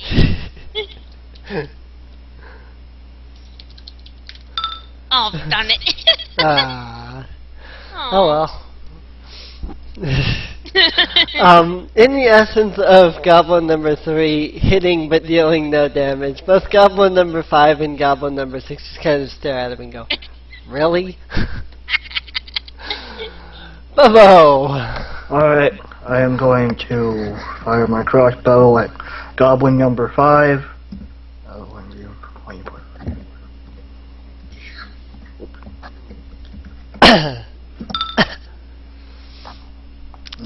That's a miss. Okay, Goodness, these goblins are sure giving you I'm going to you move guys here. a rough time, aren't they? And I am my turn. Carlyn! Alright, let's go against Goblin number 6. Excellent. That is a hit. Finally. Somebody landed a hit this round. That'll take him out, pretty sure. Yep. Goblin number 6, he's down. Alright, and that'll be it for Carlyn. Alright. Olo. 1d20 plus 2 to hit. That is a hit. 1d8 plus 2 blast. Goblin number Plus 5. my Yeah. It doesn't yeah, matter. It's dead. yeah, it doesn't really matter. Alright, Goblin number 6, Goblin number 5 are down, leaving just Goblin number 3, who's just kind of going, so yeah, he's going to do that. Yep. Equipment, guys. He's so afraid because he's the only goblin left that he just cowers and completely fumbles his attack. Well, not only that, but he hit to follow, but didn't do any damage. Yep. Phoenix. Alrighty. Yep. Yep. He's That dead. happens. Very nice. Alright. In that case, 1, 6, 4. I really don't necessarily know that I need that. Whatever that just said, because it kind of goofed up. My chat is goofed up for some reason. I don't know why. There it goes. Alright, so there's the gold that you found. Once again, the extra 22 silver comes from adventurers that they have previously killed. Equipment?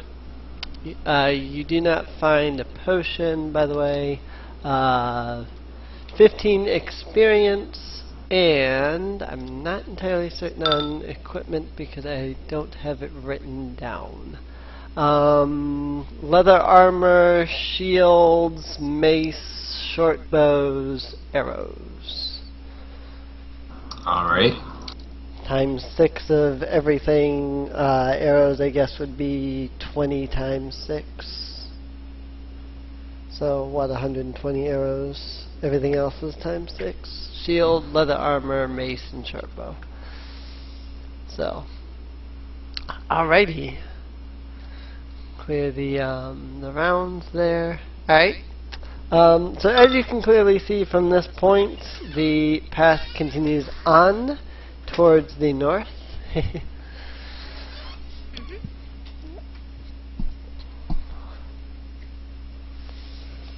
Thank you.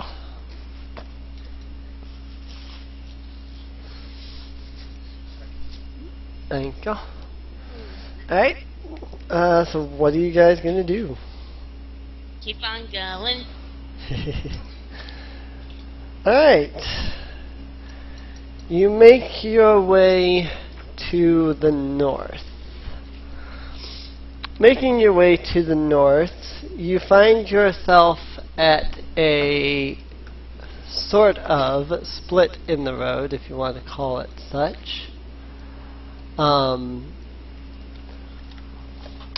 To the south is a building. Seems to be a pretty big building. Did we just come from the south? Yeah, we did. That's what I'm wondering. Oh, wait. Or if we're going north, Yeah. that means behind us is south. Yeah. Sorry, I forgot. You go north and then you go west a little bit. I forgot to say the going west okay. a little bit part. That was my goof. So you go north until you reach a corner, and then you start heading west. As you're heading west, in front of you, you find a broken down doorway, and to your left is another broken down doorway. Excuse me, not.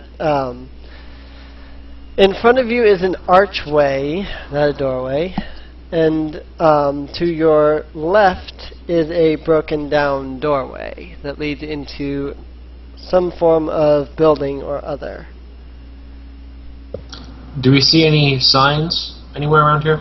On the door, even? There are no signs. Alright, what about, so we went west. Is there anything north, or is it just wall? It's just wall to the north. Okay, so exits are west through an arch, or south through a broken down door? Yep.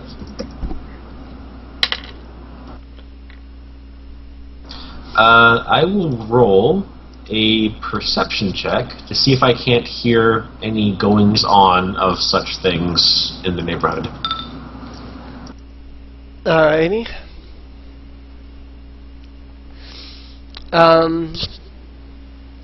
You feel like you can hear voices further past the archway. Let's go that way.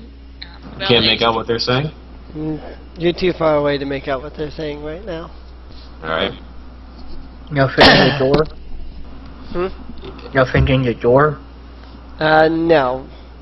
You hear nothing at all to the south. Well, I'd like to explore where there's nobody before I explore where there's somebody. Alrighty. But that's just me. That's up to you guys. I guess technically more so the leader of the group. Yeah, well, is Phoenix going to tell Apollo about this? Yeah, definitely. Phoenix agrees with, Apollo agrees with Phoenix's decision on checking the building first. Okay, so heading south. I'm going to try to open the door quietly. You want me to roll stealth or sleight of hand for that? Roll a stealth. I am. Alright. You open the door quietly. Okay. Is there anything in there that we can immediately see? When you look in, you see nothing. There seems to be a large, completely empty room. Alright. I'm going to look carefully. Or not as carefully as I'd like, apparently. As carefully as you like. You still see nothing. Alright.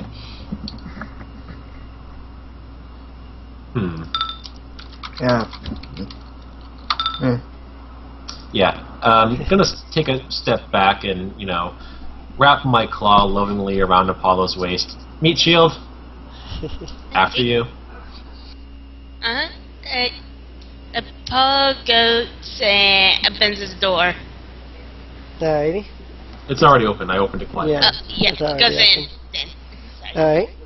You walk in, and what you see inside is what appears to be the wreckage of someone's home.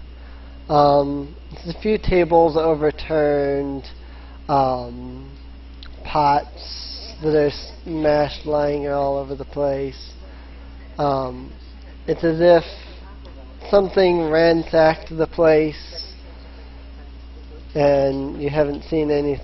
You don't see anything in the room. Again, you don't hear anything either. That's about all I've got. Okay, he's going to use a perception check to see if there's anything mostly important or... Alrighty. Well, yeah, Right. I get what you mean.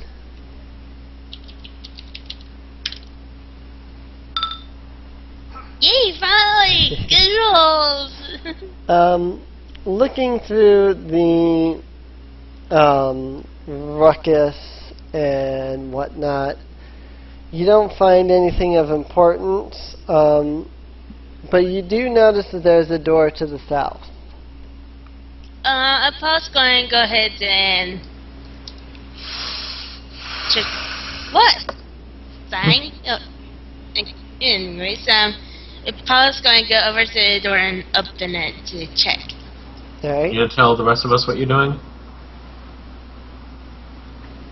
Because we're just sort of standing at the doorway, the first doorway, wondering what you're doing. Yeah, they're still outside. Okay, before he's going to do that, Apollo is going to tell them that there's no enemies inside or anything, but he's still going to check out the rest of the house. Alrighty. Alright, I'll follow him then. Ow. Yeah. Hold my hair.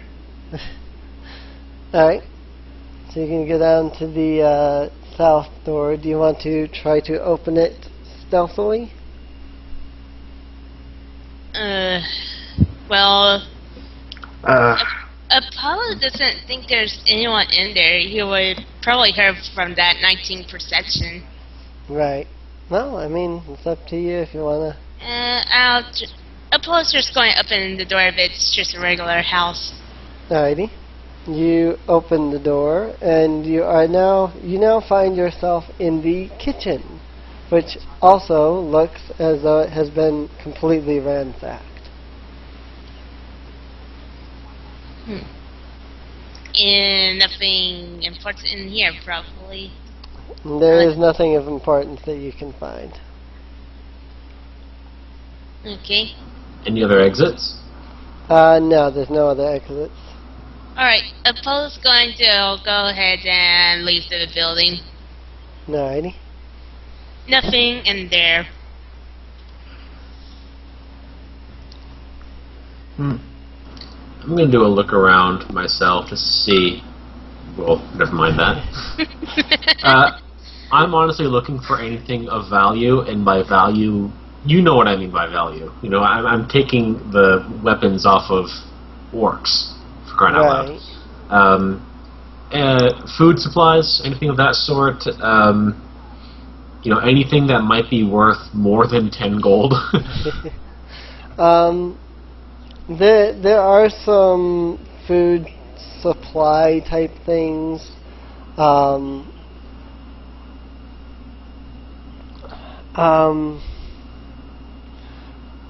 guess it'd be up to you if you wanted to try and take them or not. They're not like adventurers rations. They're more like standard food supplies. I don't know how beneficial that would be being in an adventure group, but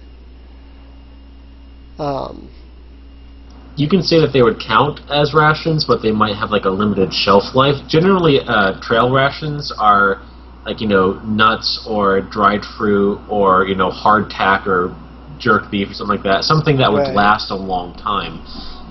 Something like this, you know, a house in the city would probably have, you know, shorter term foods. Right. Then again, this place is in ruins, so I don't know. It's really up to you. Right. Put it in terms of what we would get in terms of rations, and then put a limit on how long they would last. Right. I'll say you, out of the food that isn't spoiled, I should add, you find about 4 rations worth of food. They've only got maybe a day or 2 shelf life left, though. Alright, that's fine.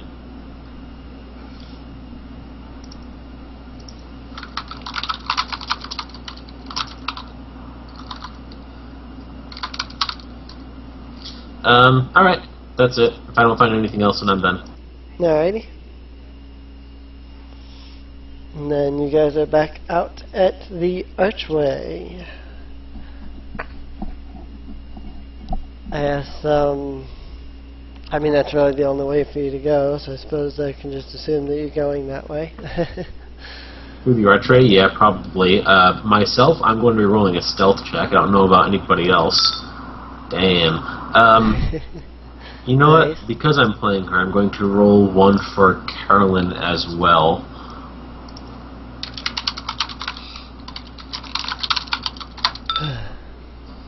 Well. Carlyn. Oh well.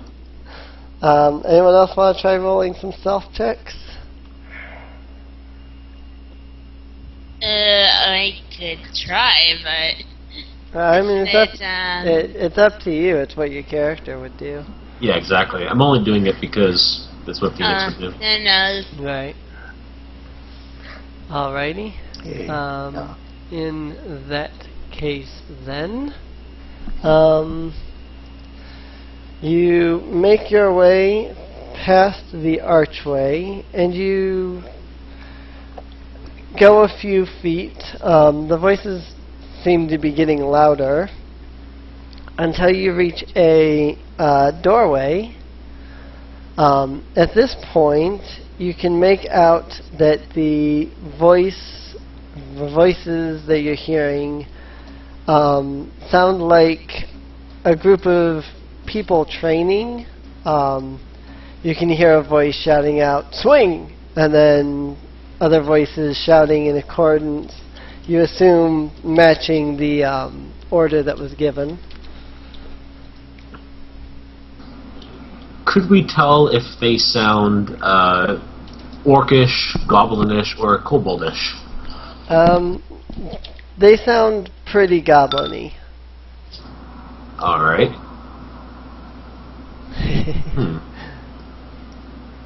Now this place is in ruins. Are there any holes in the wall that we might be able to peep through? Not in this spot.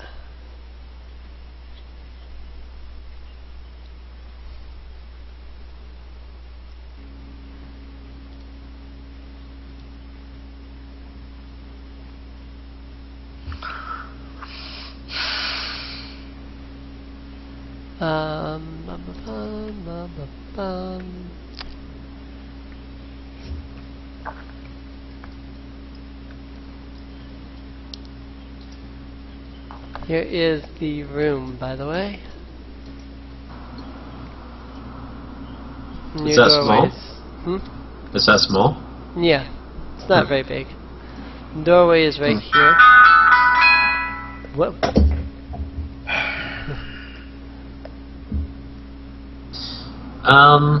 Well, I'm more than fine with giving it a knockdown and seeing if we can't destroy what's in there. I mean, it is our job. Right, right. I'm just wondering if there's an easier way to do it. You know, collapsing ceilings and whatnot. I mean, it's not like this city is going to, you know, use what's left. They're going to have to rebuild. Right, and, you know, right. collapsing buildings on top of orcs and goblins is just fun. Anyone else have any ideas? Other than, you know, kicking down the door and letting the arrows fly? Nope.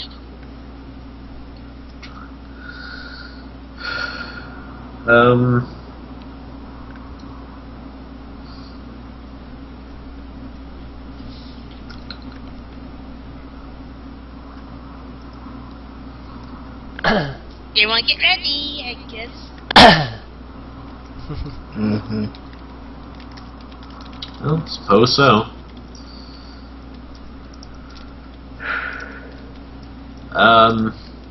Phoenix and Carlyn are going to ready their attacks. Alrighty. Song ready.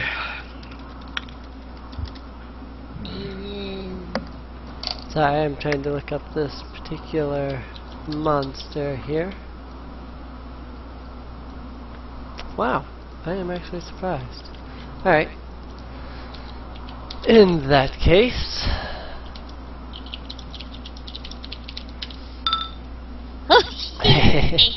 Athletic to kick down the doorway. Almost a crit. Almost a crit. Hey, then kick in that that door case- hard.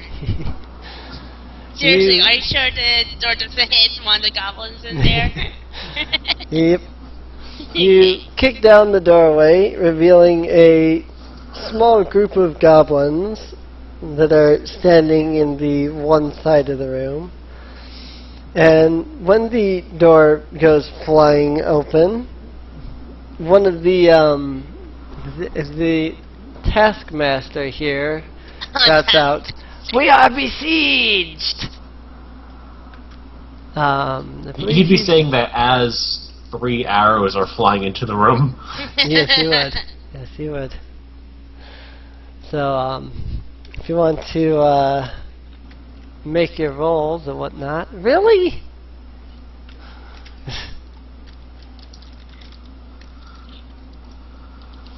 Well, way to freaking go, Goblin Leader. Way to go. Alright, keeping initiatives from the last because nobody short rested. Goblin 13 is down. Simple enough.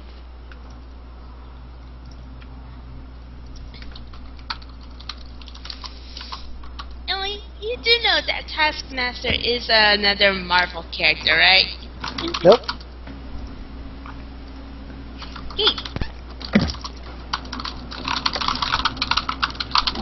Hey, He's actually a pretty cool one, in my opinion. Yeah, he can copy any.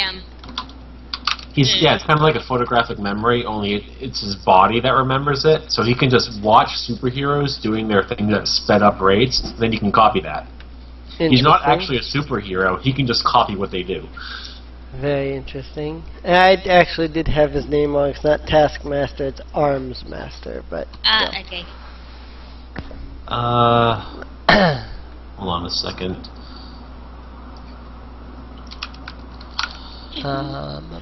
There's only one person Taskmaster can't copy. Deadpool. Yeah. Yep. Let's see here. Carlyn will get her attack. Let's call this against Goblin 10. I'll take the 15. Bard Song is up, so 10 damage on Goblin... Did I say Goblin 10? Goblin number 10. Yeah. Alrighty. Unsnap that, can move it here. That's just, the door is not actually there, it's just a marker to remind you where the door is. So 10 against 10, you said? Yep. Convenient. Oh yeah, I suppose I should roll for Olo, shouldn't I? Is Goblin 10 down? Oh, yeah, I forgot to do. Alright. Plus 3 to hit, not 2. And that'll be a hit on... I guess the only ones he could see would be these two. So we'll do 12, and then it will be 1d8 plus 2, and 7 on 12, and 12 is dead. Alrighty. With that, is that it for the readied actions? I believe so. Alrighty. In that case, rinse and repeat. 4 damage to Goblin number 9. Goblin number 9 is down. And Phoenix. Alright. I love this. You got, like, you know, tons of things I gotta keep track of. Which is why I'm glad I made this macro. Would I be able to see the Arms Master from where I am? Not, you know, be able to hit him. I just want to be able to see him. You could probably just barely see him. Alright. Could I get to a spot where I could attack him without any penalties? Probably right there. Alright. I'll flutter on over to there, and I will attack the Goblin Arms Master. Bard Song is up. Bam. I rolled max damage for that. Not bad. Alright, so that's 14. He's still up. He's bloodied, but he's still up. Alright. That will be it. I resolve. Apollo. Okay, he's going to step inside, and he's going to attack the Arms Master. Alrighty.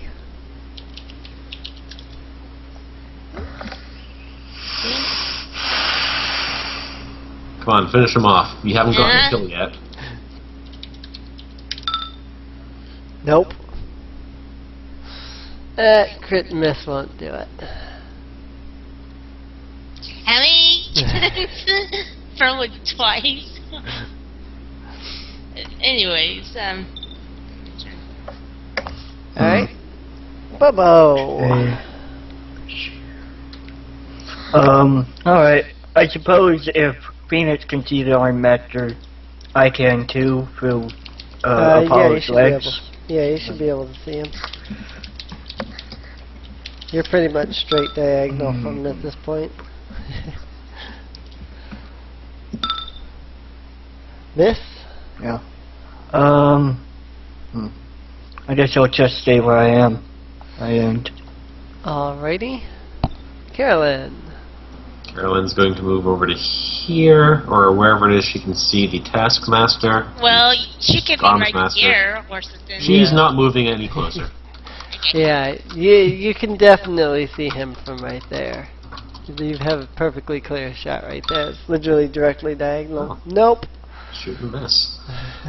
Oh well. That'll be it for her. Alrighty. Goblin Arms Master. Against Apollo. How pathetic. Unfortunately, he doesn't get advantage because Apollo has higher initiative, so he's just kind of stuck. Goblins! Hello. D20 plus 1. Wait, I think I got AC of 18. Pretty sure you do. Yeah, I do. Okay. Alrighty. Olo. Olo's gonna take a step over, and then he's going to 1d20 plus 3. That's a miss. Phoenix. Alright. Again, against the Arms Master. Wow! Wow. 7 Yeah. versus AC. Yep. That righteously sucks. Jeez, can no one hit at all this round? Well, that'll be it. I resolve. It all started with Apollo, and now it Sorry. comes back to Apollo. I'm going to try to find the Arms Master again. Hey, that's a hit. Finish him off. Get yourself a kill. Don't roll a 1. There you go. I don't think she could have rolled a 1. The minimum there would have been a 4, it looks like, and that was literally his health, so. Alright. Congratulations on your first kill. Oh my gosh, that's so The Goblin Arms Master, as you stab him in the chest, shouts the words, "The boss will avenge," and then he dies. Alright then. Bobbo. I'm gonna move over here. I'm going to shoot at Goblin 8.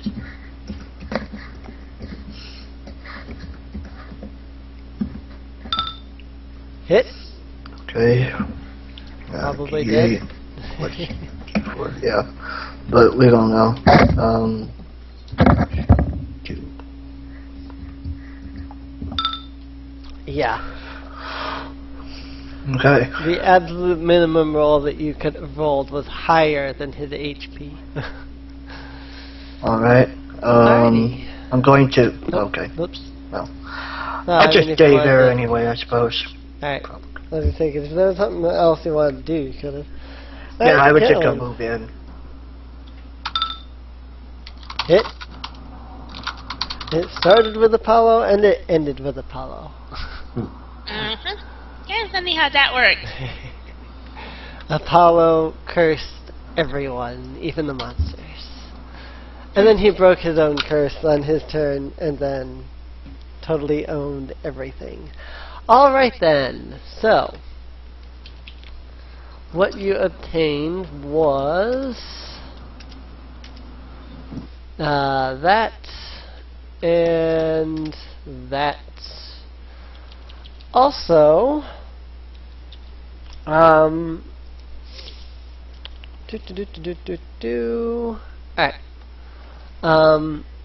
Can you do equipment so I do that while you do other stuff? Yeah. Let's see, there were 6 goblins and the goblin leaders. That's 6 short swords, short bows, 6 or 7 times 7 times 20 arrows and 6 leather, 6 shields, and 1 studded leather.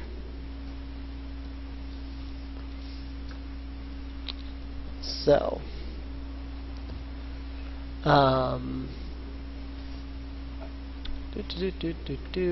do not have it open. I would like to get it open.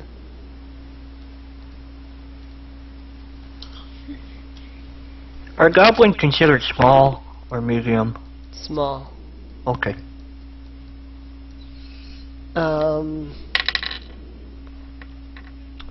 Alright. Would anyone like to take a closer look at anything around here? Oh yeah, definitely. Alright. Perception check. Let's see. Beyond the goblins in the room and what treasure each of them was holding, there doesn't seem to be anything, there doesn't seem to be anything else in the room here. I think I'll have Carlyn do a check as well. Alrighty.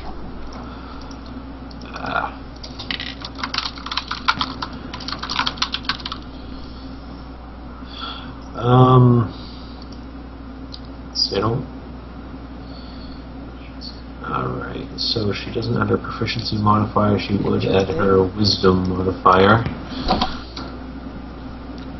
She does have advantage, so she would roll twice. Yeah, that won't help.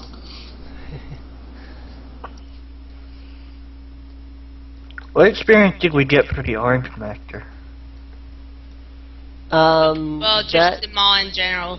Yeah, that encounter was 20 experience altogether. Mm-hmm.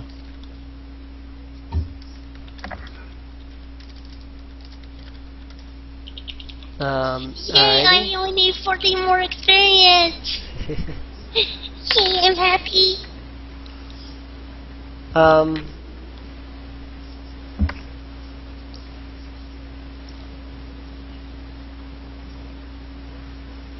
Oh, okay.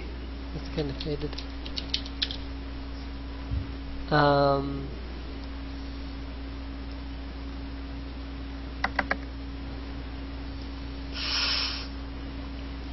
Interesting.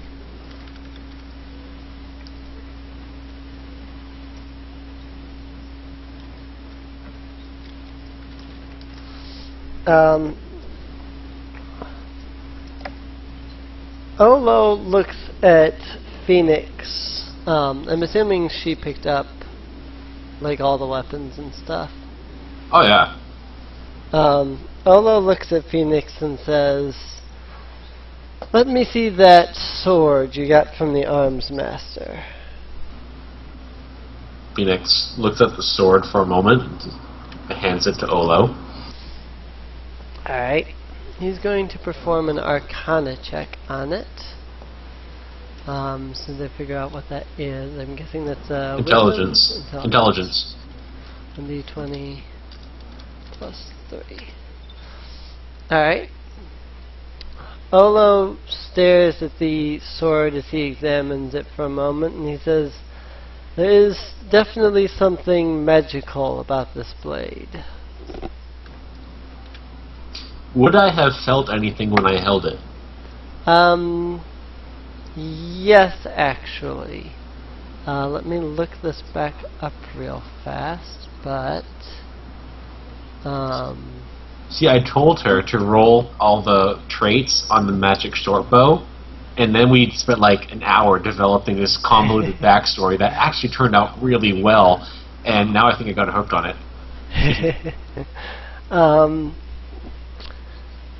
Okay.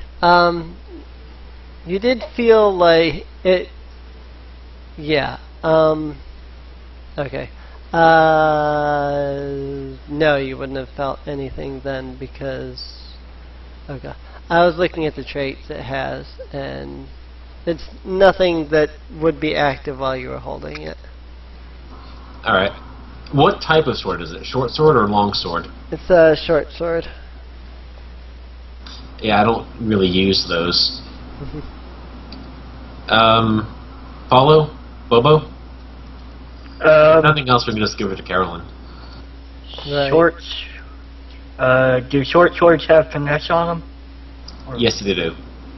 I wouldn't take it, probably. Yeah, you're the longsword type. What's the damage on them again? 1d6 slashing, I think. Oh, actually, you know, I could take it. That way, I have all the types. 1d6 piercing, sorry. Oh, piercing. Well, Piercing. never mind it. You can give it to Carolyn if you want.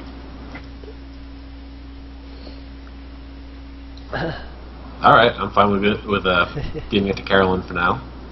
Alrighty. Would Carolyn like to roll any checks on it, being that she is Yes, she kind would. of a person? Int. +1 because she's proficient. Yeah, it's an Arcana check. Ooh. Nice. Excellent. Very nice. Alright. Carolyn kind of stares at the sword for a moment, and then she drops the blade to the ground as she almost cowers back as she's, from what it was that she detected. When you ask her what it was that she detected, she says that the short sword was linked to a massacre here in the slums. The arms master himself had actually used it to assassinate a group of about 100 civilians just for fun and pleasure. Wow. Yeah. We're keeping Apollo this. is not going. Apollo's not even going to touch it. Sorry. Yeah. Would this effect be, you know, really genuinely fearful? I don't know that it's fearful, but it's definitely sinister. Okay. Yeah.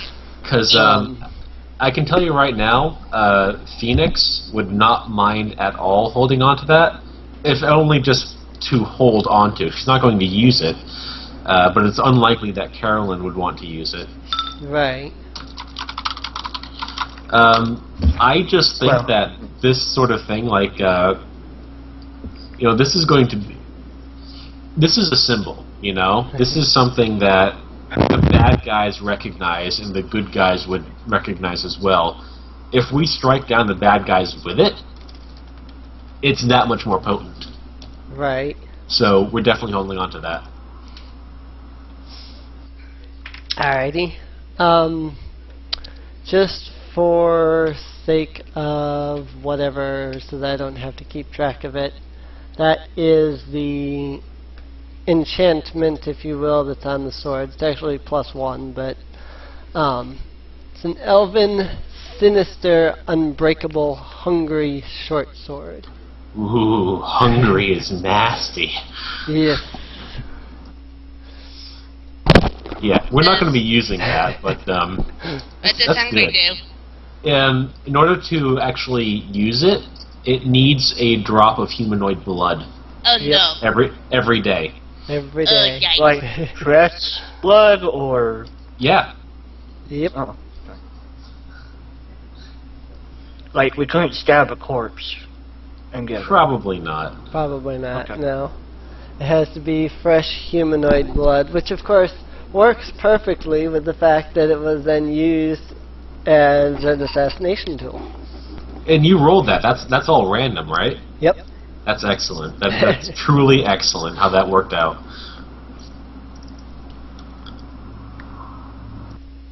Oh yeah, that is... I seriously hope that this becomes like a story hook. Right. You don't get that sort of stuff. The dice never play that well, but they did. Yep. Twice, in fact. Once with your short bow and once with the short sword here. Well, the short bow we had to finagle a bit. I mean, we got something good, but this one, the dice just spelled it out for us. Right. So. Unbreakable is nice too. That means it can't be broken. Literally, you cannot break this item. Yep. Ah, that's great. Oh yes. Oh yeah. Yeah, okay. Great. I'm going to. Well, I don't think Carolyn's going to want to hold on to that, so I'll put it in Phoenix's inventory for now. Alrighty. I can also carry it if you want me to. Like, I can go behind someone, like sneak between their legs and just stab them in the back, and then get powered up. I don't know. Well, yeah, it does have to be humanoid blood, but of course, I mean, you could use that on like goblins or kobolds. I think they're humanoid in nature too. They might be goblinoid. I think orcs are humanoid. I'm not sure. You'd have to look it up on the bestiary. It'll say right next to it. Well, it says small humanoid goblinoid. Right, yeah. Okay, so it would be humanoid. So, yep. If you want to hang on to it, that's absolutely fine. Just as long as you note the details. Otherwise, I could just pop it in the bag of holding and pull it out during a really good story part. Right. Yeah. The only thing is I don't have enough weight left to lift. That's the only thing. Right. I've got plenty of holding space. Yeah. More than enough. Right. Yeah. You hold on to it. Alright, just for now. Again, I'm just holding on to it. I'm not actually using it, so... He has a TARDIS. Yes, I do. If the story comes along, I'll take it out and give it to whomever best fits the story, and it might just be the bard. Right. There's a good chance on that. So anyway. Alrighty. In that case, moving on. Yes. Alright.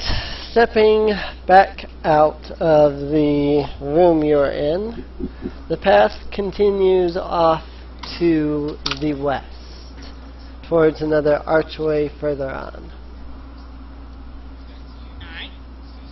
Alright. Heading toward it then. Going to be making perception checks as I go, mainly listening, also looking. Alrighty. Nice, nice.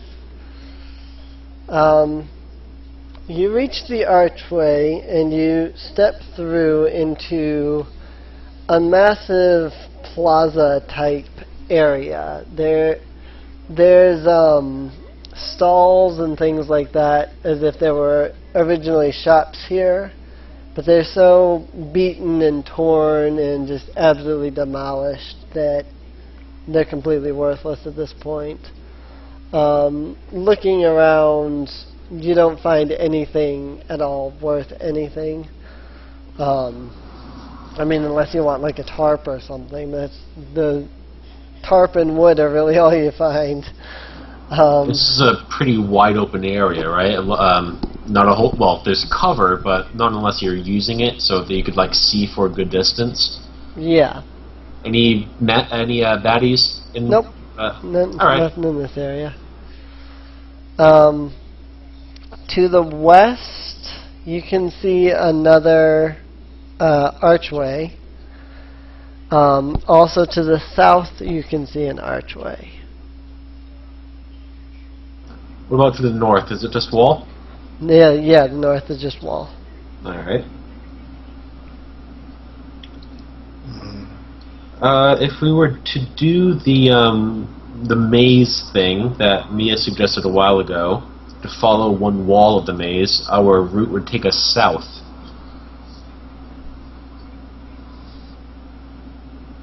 Alright, is that where everyone wants to go then? Yep. You are welcome to disagree. Yeah, you are welcome. Well, wouldn't it be like west for the wall? Well, It depends on if you're following the left-hand rule or the right-hand rule. And so far, you guys have basically been following the left-hand rule. Yeah. In which case, you would be turning to your left, which would take you to the south. Okay. Really, any way as good as any other, it seems like. Right. It's up to you. Yeah. Whatever. I go south. South it is then? South it is then. Yep. Alrighty. You make your way south to the alleyway, archway, which leads into an alleyway, rather. Once you are there, a few more feet ahead of you, there is a doorway leading into the remains of a building.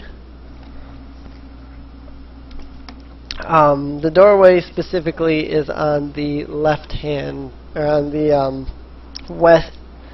Yeah, on the west side. Both in front of you and to the east is just wall. Alright, so unless we go back the way we came, there's a door. Right. Okay. I will listen at the door to see if I hear anything. Is it high or low today? You don't hear anything.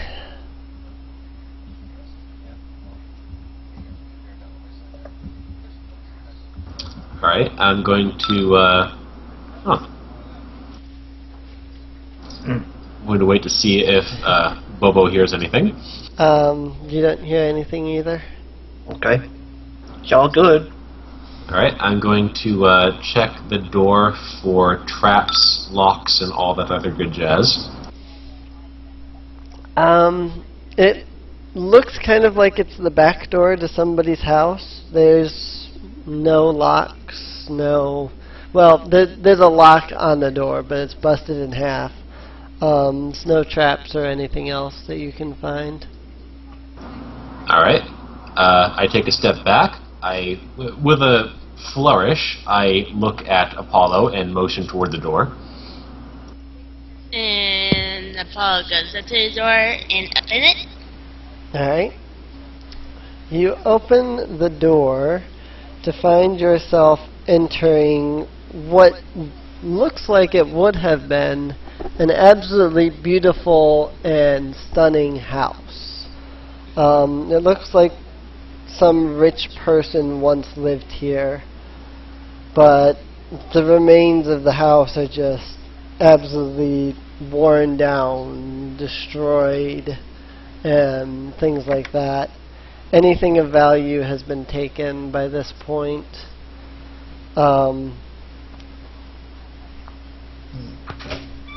Sonny, can I use your beard trimmer? I'm gonna let.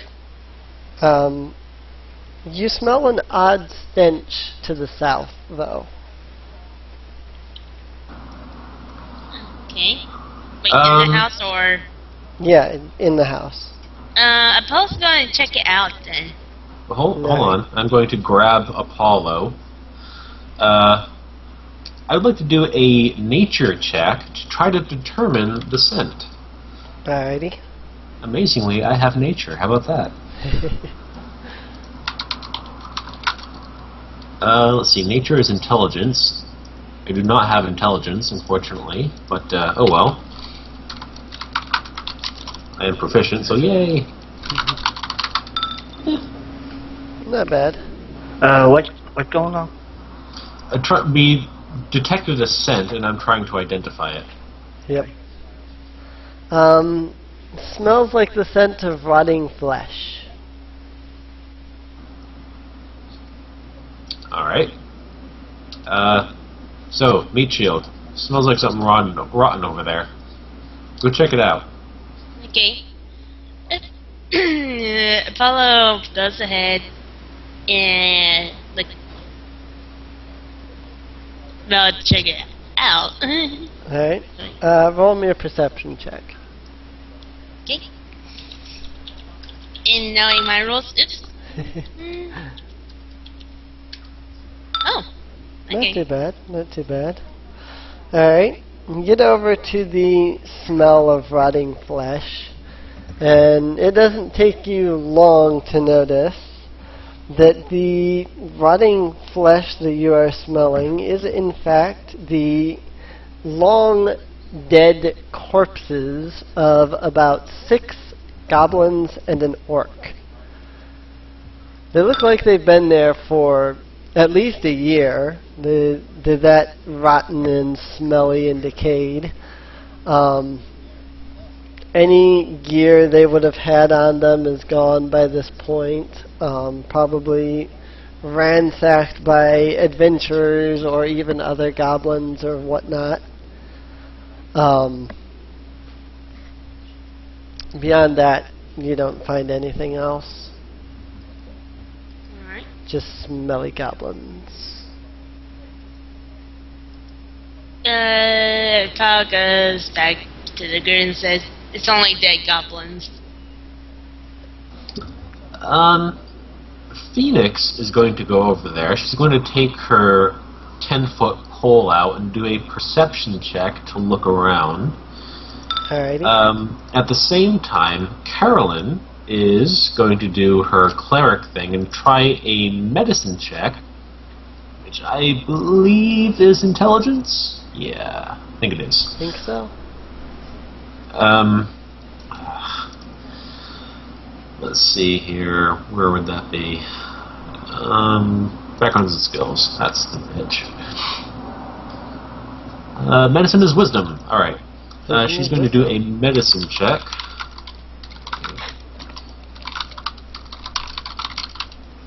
To attempt to see how they died. Alrighty.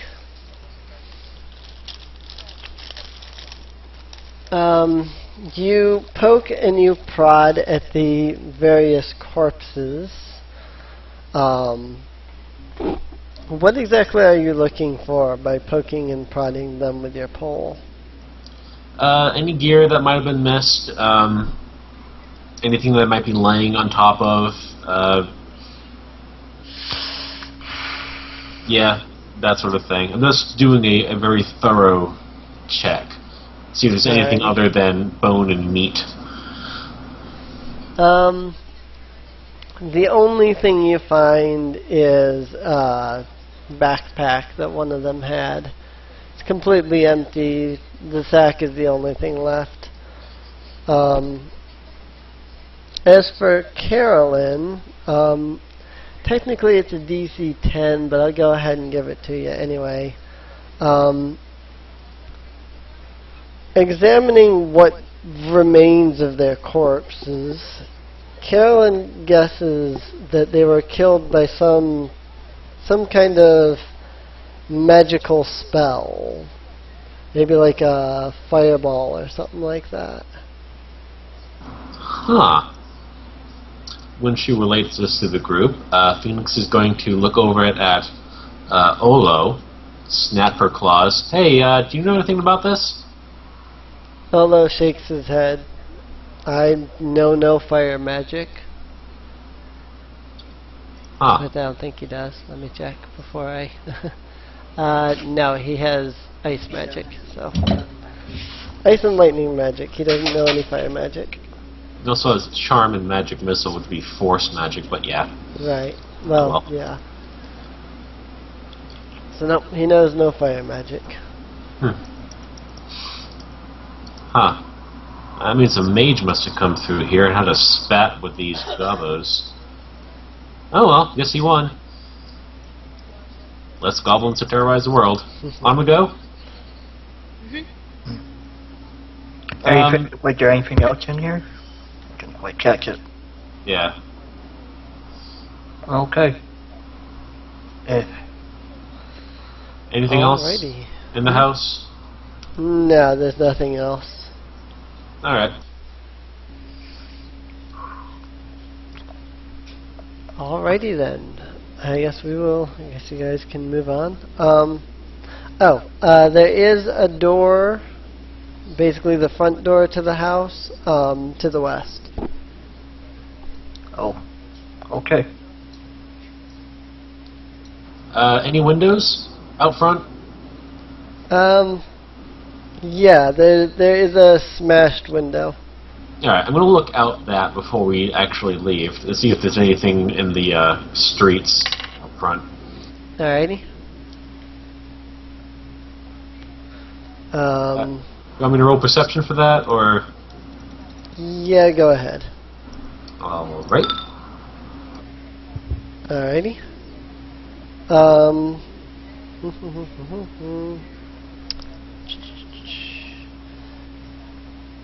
Alright. At first, you don't see anything out the window. And just before you're about to stop and look away, something catches your eye, right out of the corner of your eye.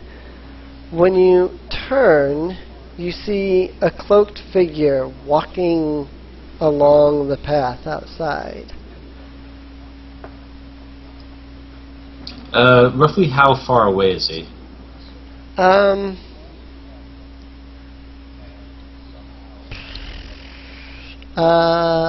Probably 80, 90 feet.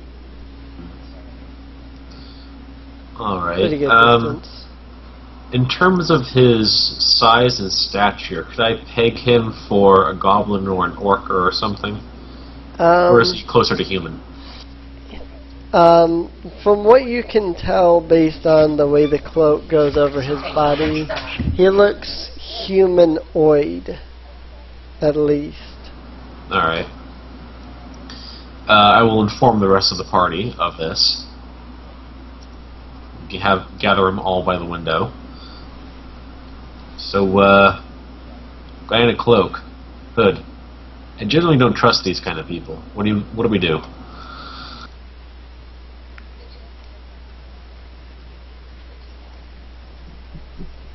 Anyone?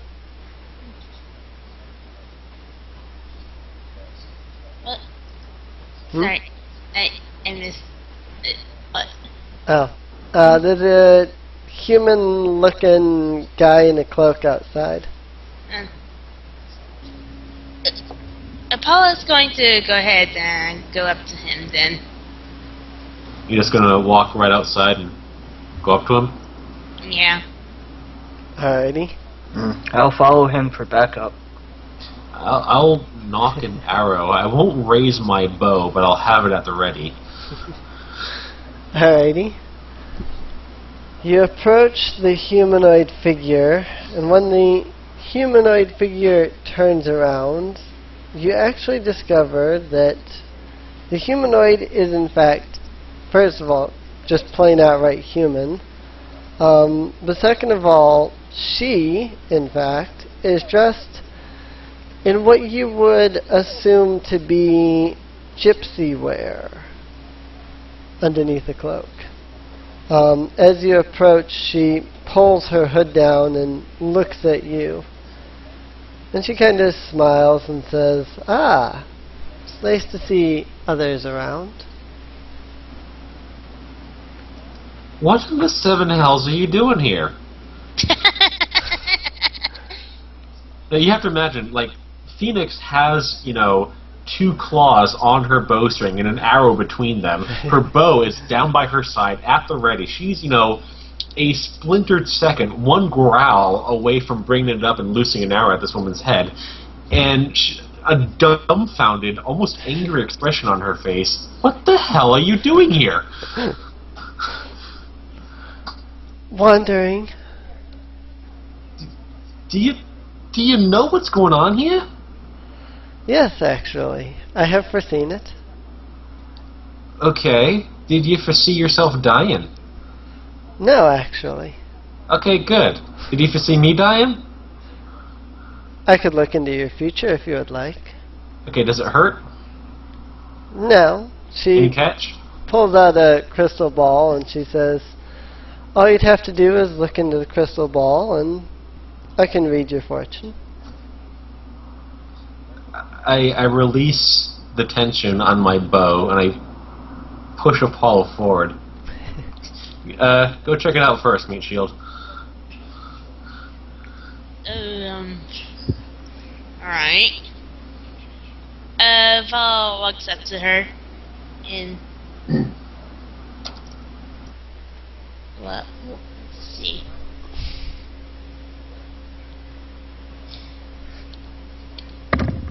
Sorry,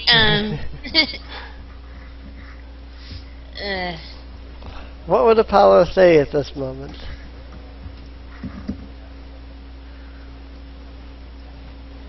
well,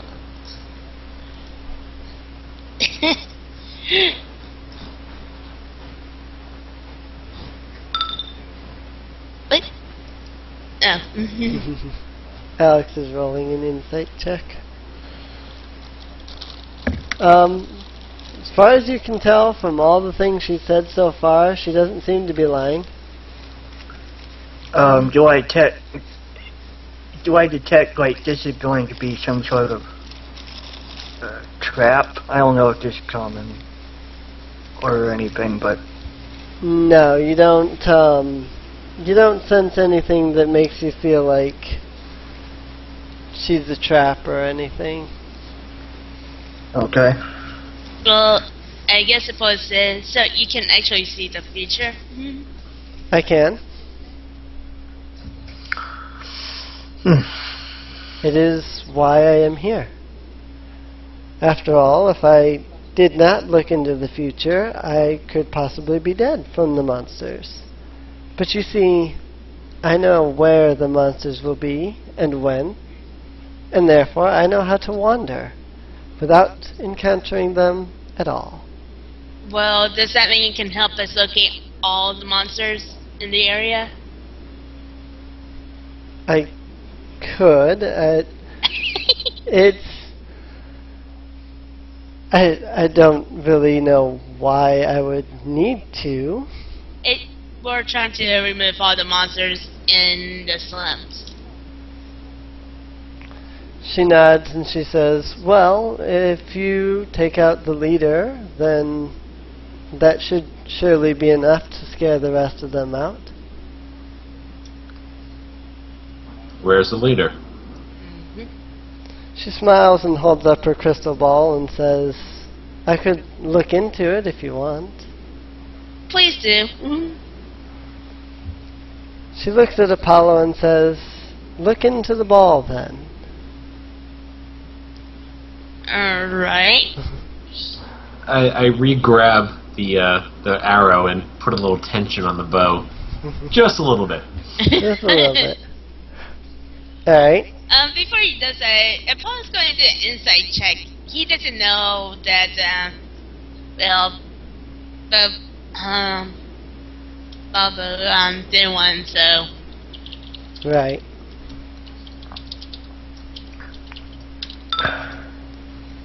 Alright. You can't sense any,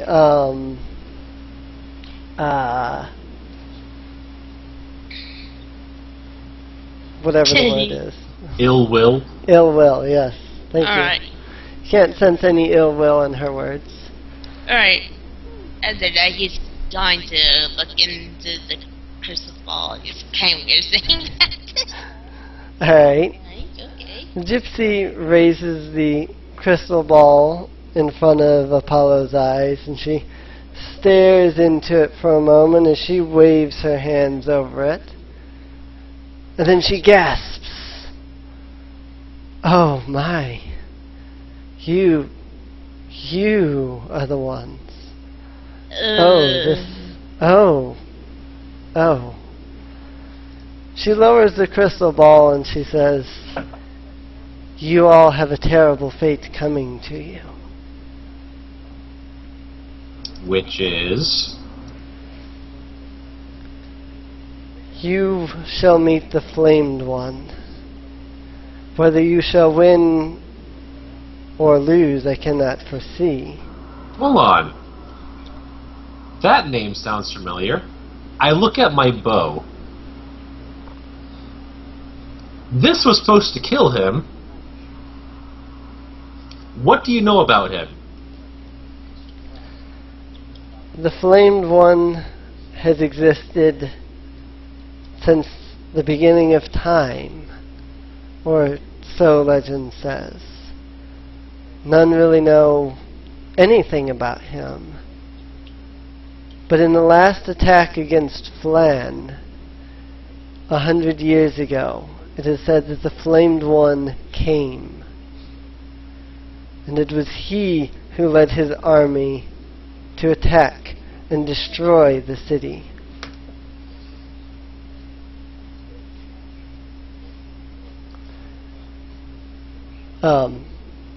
She gives a sigh and she says, 100 years ago, a hero was born. And Tyr and some humans forged a weapon of powerful magic to fight against him. But it is unknown what happened.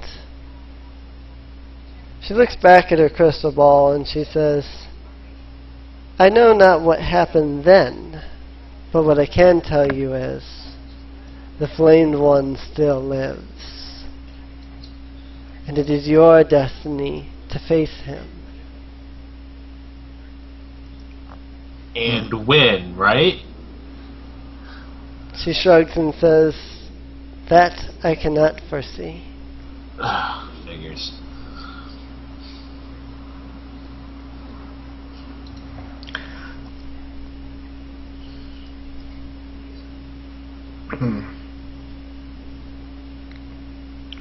You don't seem very interested in fighting, but maybe you'd like to come along with us? It's always good to go in a group. She looks into her crystal ball for a moment, and then she says, no. Journeying with you would not be in my best interest. Oh. Okay. You're gonna make it out of the city alive, right? She glances at the crystal ball again for a moment, and she smiles and says, well, I won't make it out of the city, but I'll be perfectly fine. Oh. So long, happy life, right? She nods. Long life. Okay, good. That's all that matters.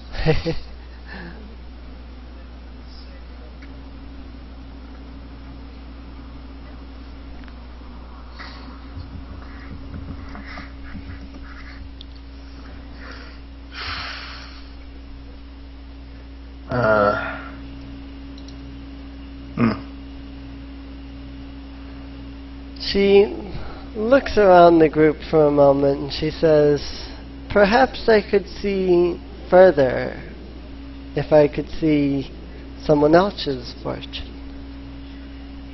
Oh, me next. I take the ball and I squeeze my face right up against it, trying to strain my eyes and see as best as I can. Alright. She kind of stares at you for a moment, and then she takes her ball and she looks into it. Then after a moment she says, ah, yes. I can see your fortune indeed. I see you standing before a silver dragon. You play your lute and it calms the dragon. Whoa. Okay. This is out of character. Write that down.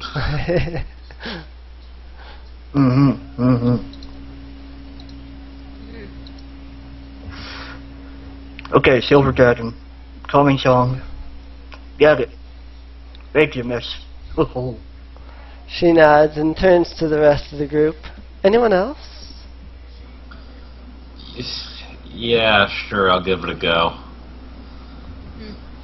I Alright. walk up there and, no, I'm kind of short, so I'm just going to sort of, get on my talons as best I can to look into the ball carefully. Alrighty. Hesitantly, but I will do it.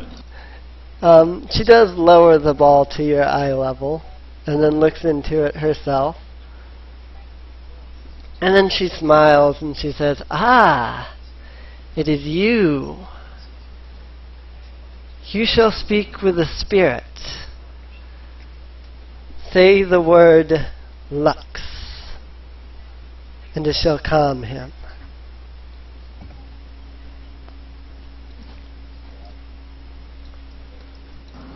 Okay, that's vague, but it's probably good. I'll keep that in mind. She then states, but wait, something else. Be warned, never speak the word Shestini. Or Shestini, however you pronounce that. Why? She says, I foresee it now. This word spoken in front of spirits shall be your end. Right. Okay. Are they gonna like try to trick me to say it or something like that?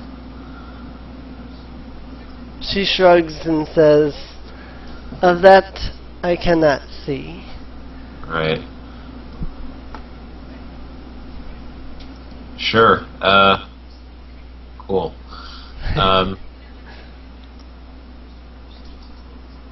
Well, anything else? She turns to Olo and says, how about you? Olo actually seems to be cowering right now. He's kind of moving away from her. Huh?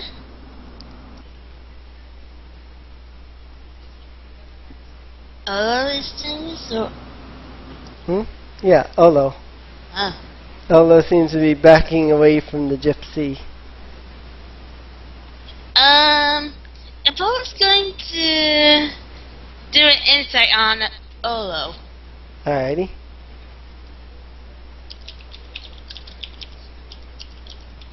To see exactly why he's backing away. Very nice. He seems completely afraid of something. As if he's trying to hide something that he fears will be revealed should his fortune be told.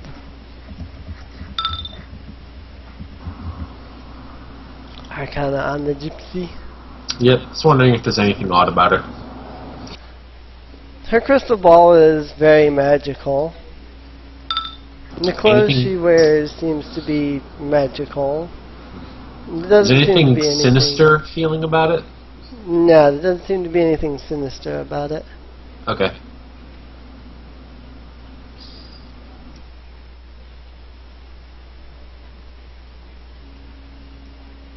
The gypsy moves closer to Olo and says, well, would you like yours told?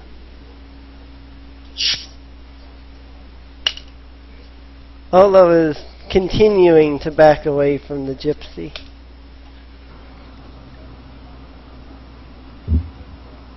Dude, why are you backing up? He looks at Phoenix and he says, I don't trust fortune tellers. So why are you backing up? She's a gypsy. If I was going to say, because you're actually hiding something. Oh, is he now? Apollo nods. So, let's see here. Is he going to tell us what he's hiding, or are we going to have to beat it out of him? I tighten very much the string on my short bow. If Apollo's going to ask, does it deal with us dying? Because it does. You might as well just tell us. You're asking Olo that? Yeah. Olo closes his eyes and he sighs. And then he says, alright, I'm done with these foolish shenanigans. He raises his hand, and all of a sudden, instead of him being there, hang on just a second. I would immediately attack. Just saying. Yeah.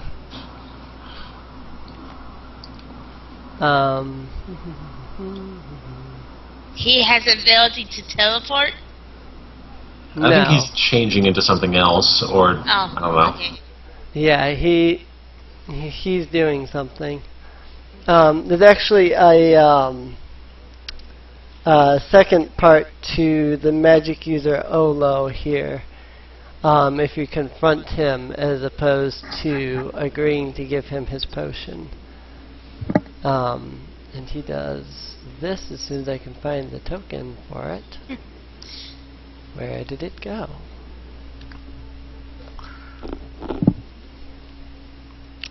Where did it go? I wonder. I am missing a token. Okay.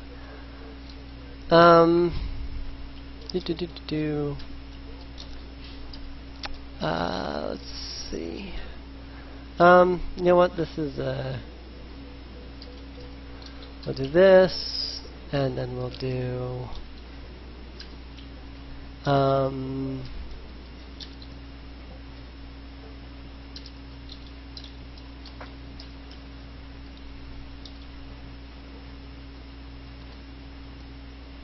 I don't actually have a token for the gypsy, so I will just put this one down.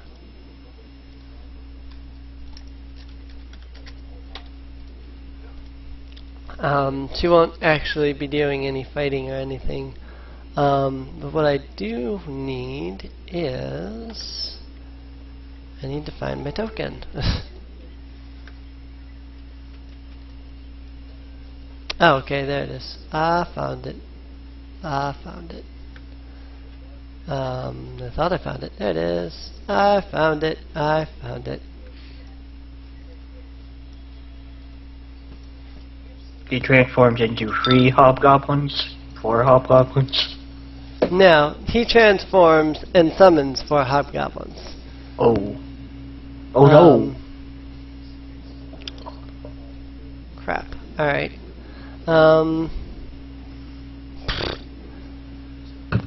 I don't have any mage tokens at all. This sucks. Alright.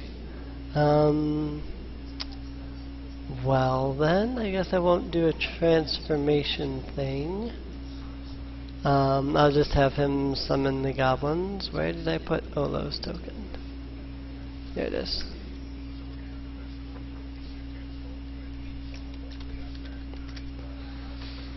Alright, so basically what happens is he sighs and he says, alright, I'm tired of these shenanigans. And with a wave of his hand, 4 hobgoblins appear surrounding you. And then he smiles and says, for the flamed one. And at that point... Actually, my attack would go off long before that. I mean, I would be tempted to do it as soon as he said, you know, I'm getting tired of these shenanigans, but as soon as I saw him doing magic stuff, I would immediately attack. Right. Well, I guess, I mean...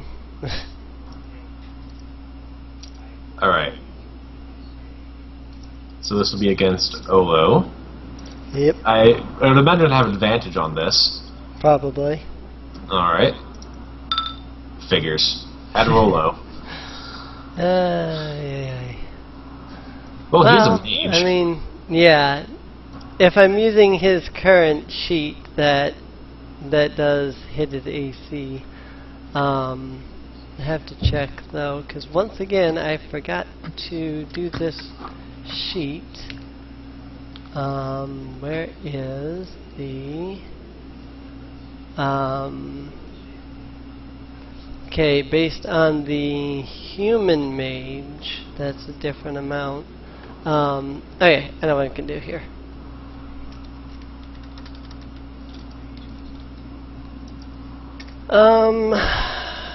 Hobgoblin 1.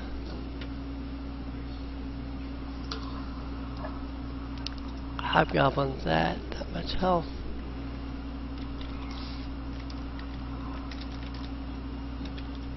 Derp. 2, 3, 4.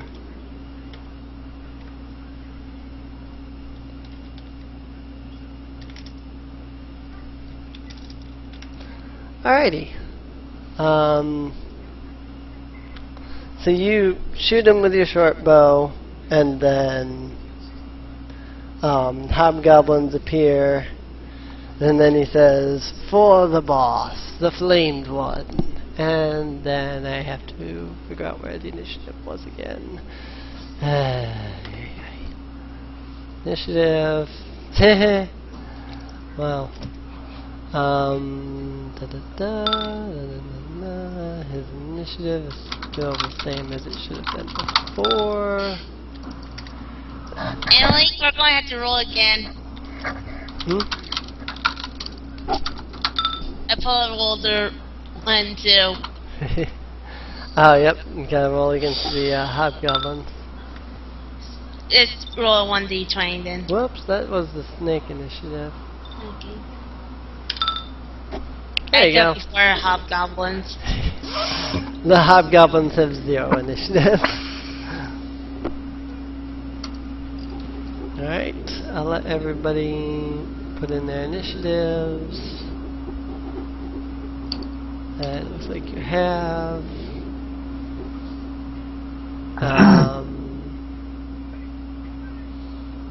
Alrighty. The gypsy smiles before the battle starts, and then she disappears.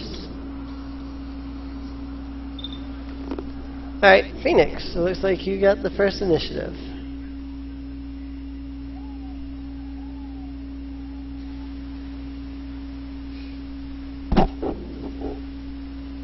Phoenix? Sorry, mic muted. I wasn't saying anything anyway. I was just looking at stuff. All right.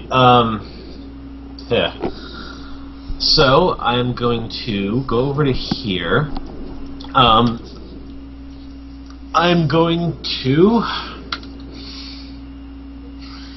All right. This is not the time to do it yet, but we'll see. Alright. Put my short bow in my quiver. And then I'm going to lay waste. Attacking Olo with my main hand. Claws. I would have advantage to the flanking, so that means sneak attack. Bard Song is not up, so natural 20. Holy shit! Nice, nice. Yeah. Okay, so he takes 23 damage. Well, that's his health. So he's down pretty. That's more than his health, rather, but yeah. For the boss, bitch.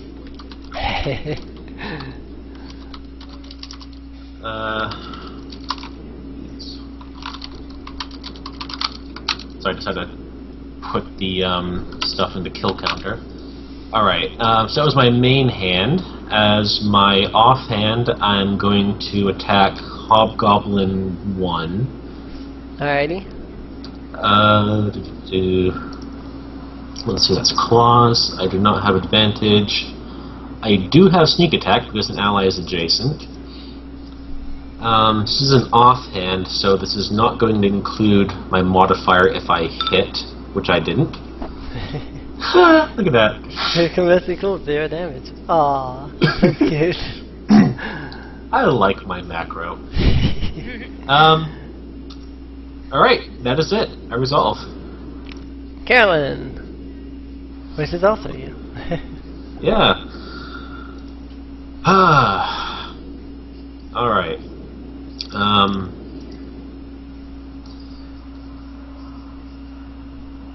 Yeah, she doesn't really have... That's right, I gave her a short sword. But she can't really go anywhere without provoking an opportunity attack, so that kinda sucks. Yep.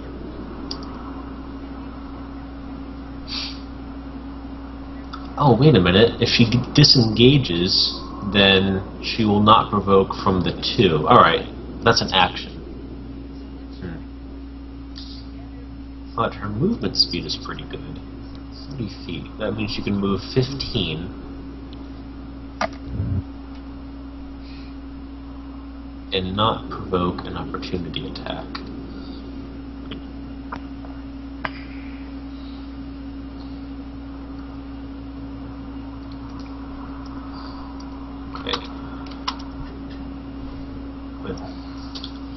I think that's what she would do. I don't think she can really attack, so she's going to spend her action to disengage, move 15 feet over to here,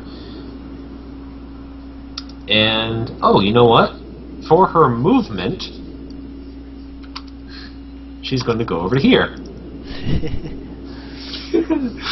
Alrighty. Alright, and that'll be it for Carlyn. Alrighty. Bobbo. Okay, I'm going to disengage. That is an action, and... It is an action. I was going to say, if you wanted to attack, you would have advantage on Hobgoblin 4. Yeah. Yeah, but, like, also, I am flanked.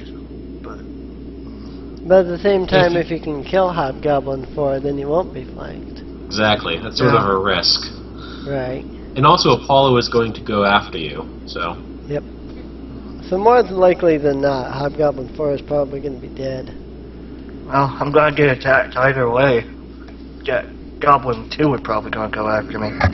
But if I do kill it. This is a bad situation all around. We're going to have to do some major healing. Like, Yep. there's no way we're going to get out of this well. Unless you each kill them all before they can go. Yeah. Nice, nice. Okay. 24. D plus plus 2. Alright.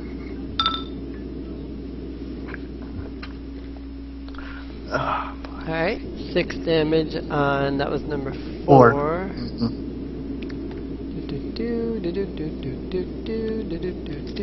Alright, he is bloodied. Okay, nothing else I can do, I guess. So I'll end my turn. Apollo. Okay, I am going to attack Hobgoblin 4. Alrighty.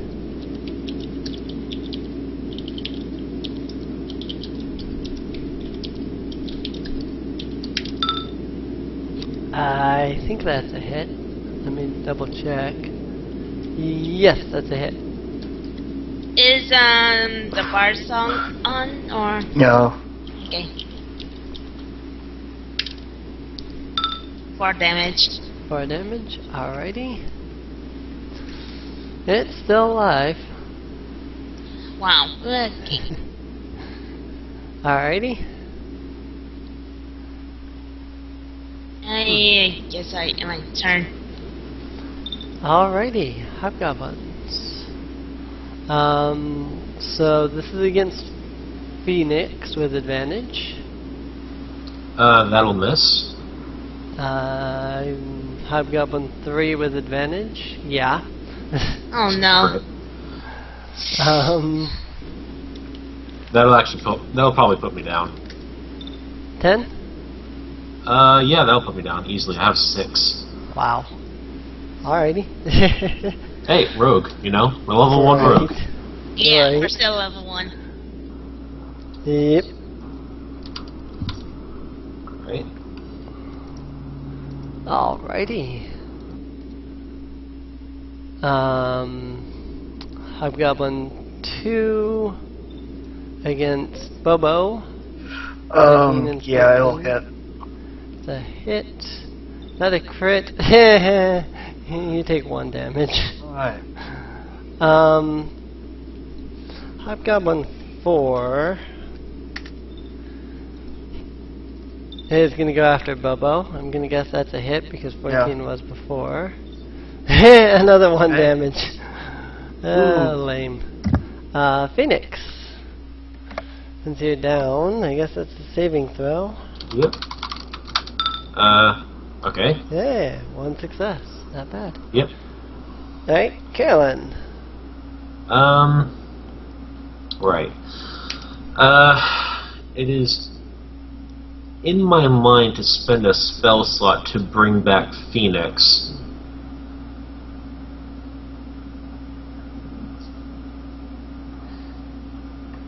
Yeah. I could use Spare the Dying and just, stabilize. Oh, the creature regains 1 hit point. That's also a touch spell, so I'd have to be adjacent. Right. Which would be near impossible to do.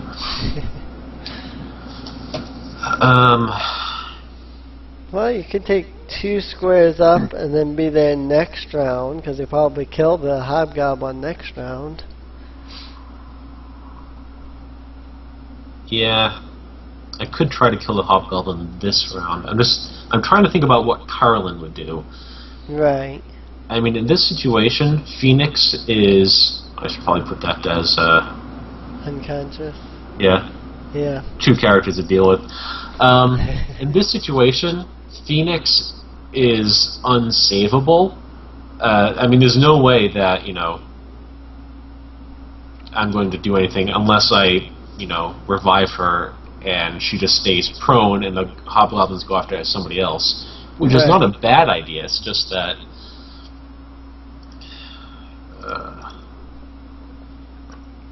haven't mastered all these spells yet. Cure Light Wounds is touch, that means Healing Word. Healing Word.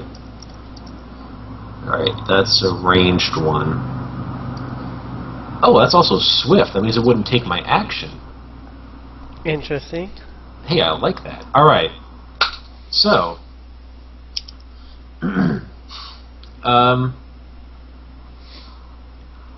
Healing Word on Phoenix. Alright. Plus 2 because I'm taking a life domain. Phoenix is back up to full. Nice. She's still prone. Prone. There you are. That was a swift action, so as part of that, I'm going to attack Hobgoblin 4 with Short Sword. +1 for proficiency. Are we still getting the 1d4? Oh, for the blessing. Yeah. Yeah, you should be. Excellent. So, advantage, I'll take the 23. Right. You guys did have 1 short rest already, though, right? Which is like an hour or something. Yeah. Okay. So that's 8 damage on Hobgoblin 4. That's probably, he only had 1 health left. I would hope so.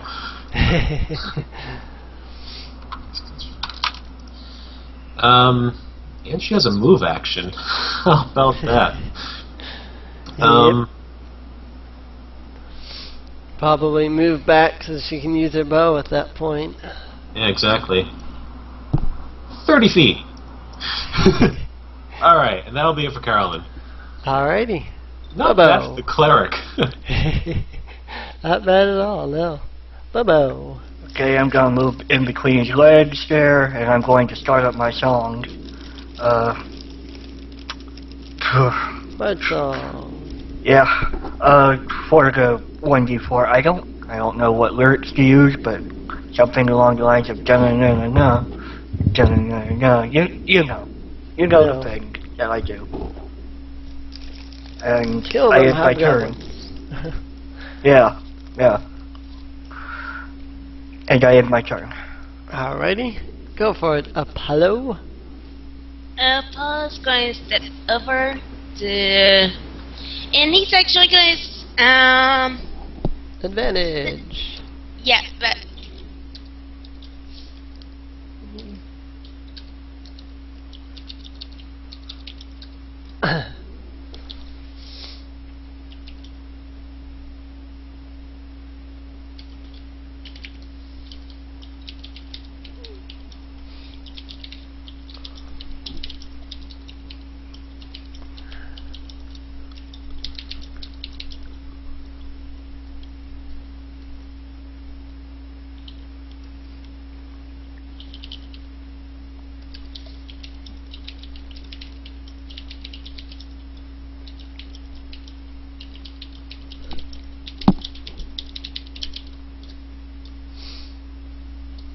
basically intimidate to get the monsters to try attack him.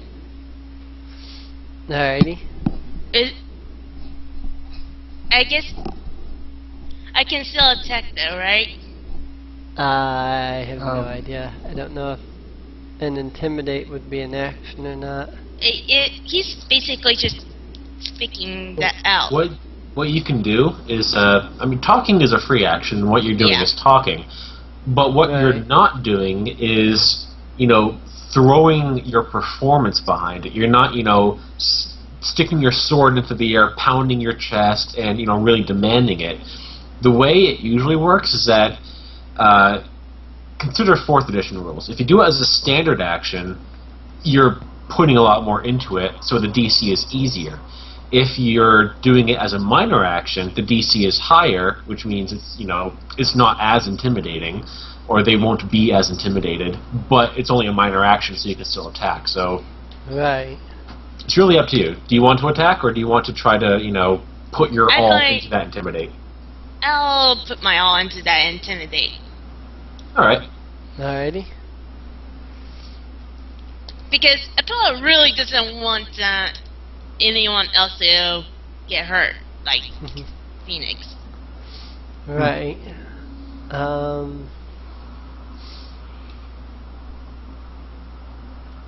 I'm just trying to see if you would get advantage for the skill check as well, or if it would just be regular. I don't see anything immediately.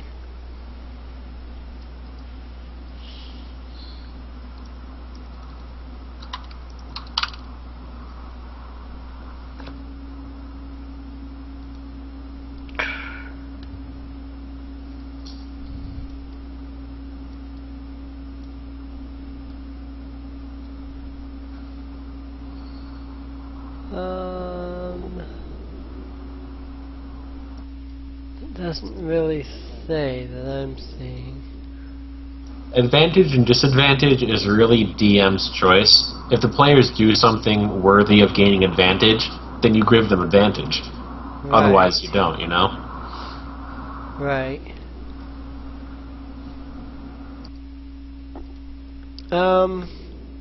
Alright. Let's go ahead and say you have advantage on that, so you can roll that again. See if you get something better than 11. Okay, I'll try again.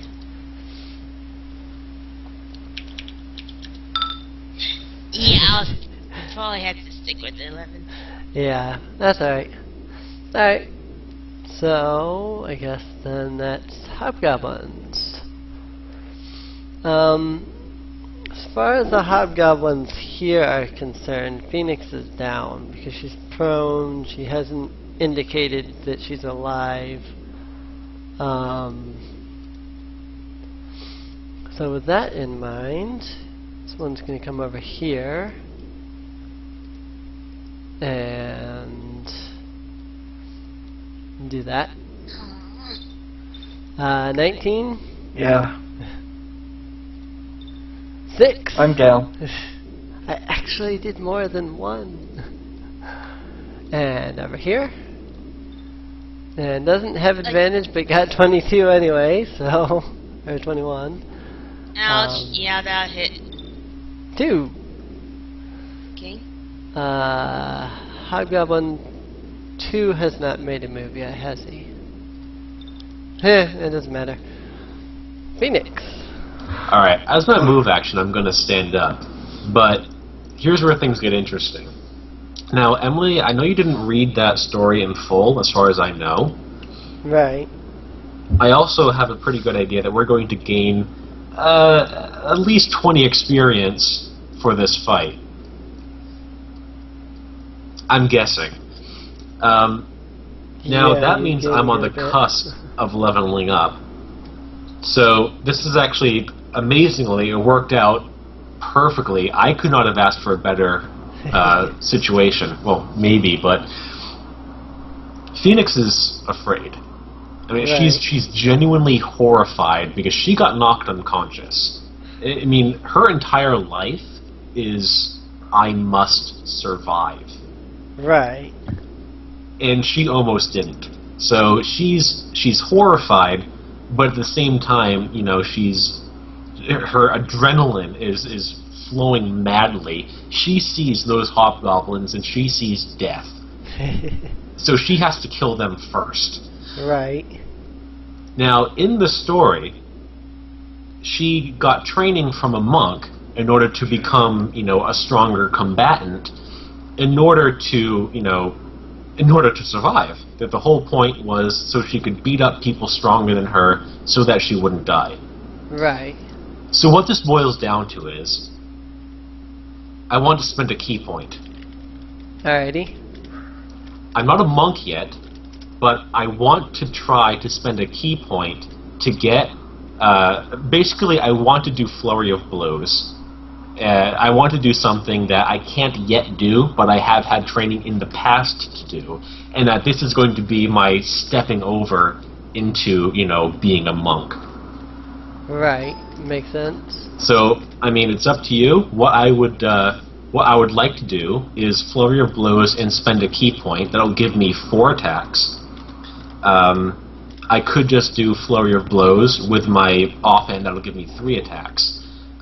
It's up to you to decide. You're the DM. But that's what Phoenix is feeling right now. Right. You know, they must die or I will. And that's not acceptable. Right. Alright, I'll let you make your monk attack and get 2 attacks out of it. Alright. Now, as an aside, this is precisely the point where the dice fuck me over.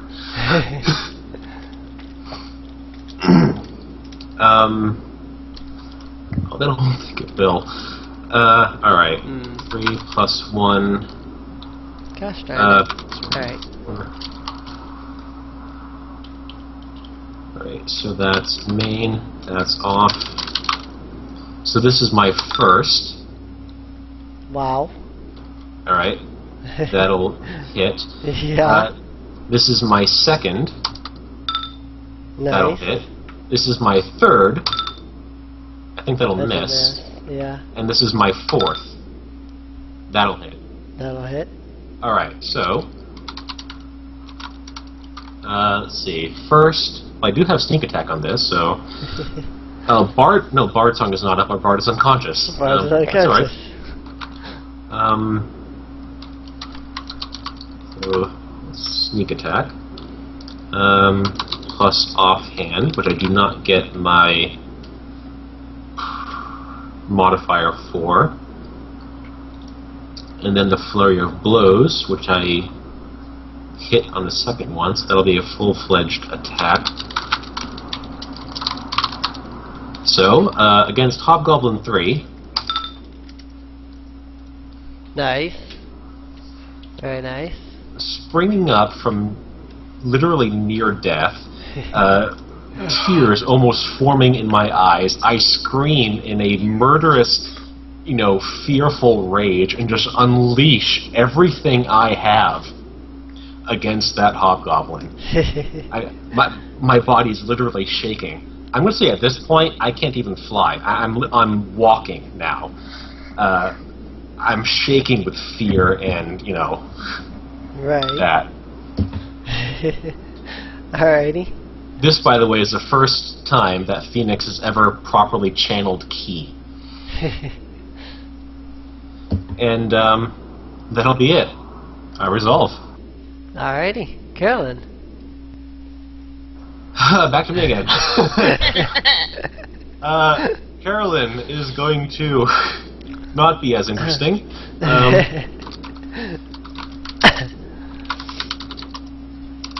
As sad as that is. Well, she's a cleric. She gets all the fun toys. This will be against Hobgoblin 1. Nice. Nice. 7 damage. Nice. And she's gonna move over there. That'll be it for her. Alrighty. Let me do something. Okay, never mind. Bobbo! Okay, so D20 Whoops. to save.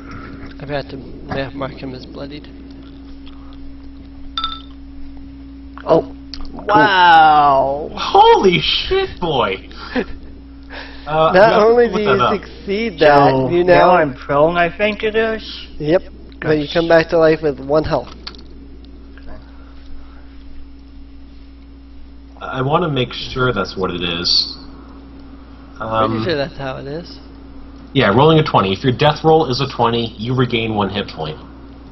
Yep. Alright. Which is interesting because I was going to use Spare the Dying if that didn't happen. And don't get up. Pretend you're dead.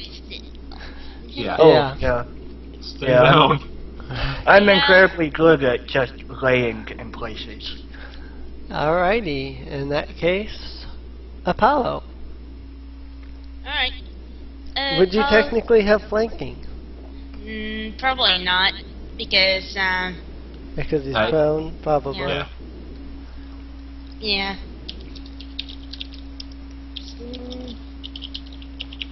Plus 1d4. Ugh. 13...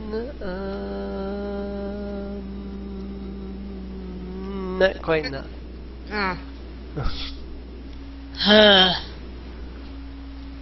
And my turn. Hobgoblins.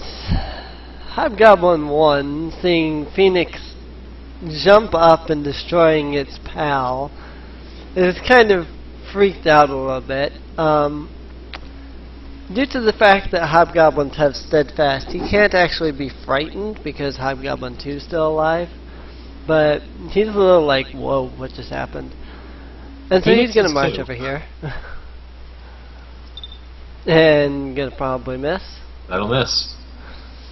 And Hobgoblin 2 is definitely going to miss. And Phoenix. Alright.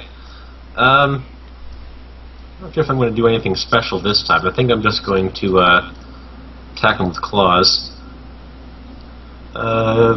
Do not have anything fun, so... Natural 20. Natural 20, crit hit of 15. Such a waste because he had 1 hit point left. What are you Alright. talking about? A waste? This is perfect! This is exactly what my character would have done. True that, true that. Still, you know, critical hit on a guy with 1 health. I'm fine with that because this is perfect. The Phoenix is just a shredding ball of energy right now. Her ki is literally flowing through her at a rate that she can't handle, to the point where she's not even going to move this turn. She deflected a blow and then punched somebody's head off. All right. Right. She's total defensive mode right now. She's not going anywhere. She's done. Alrighty. Carlyn, see if you can't kill that thing.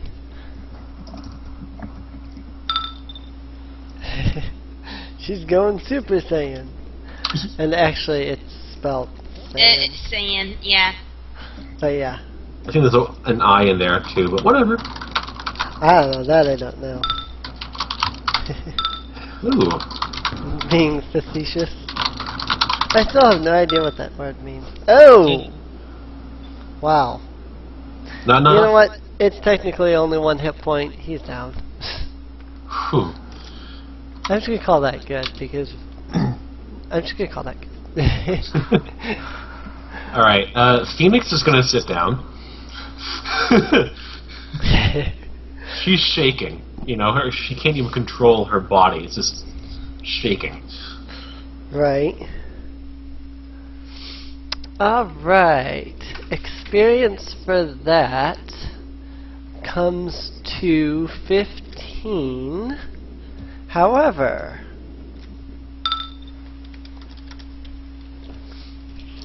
I'm gonna go ahead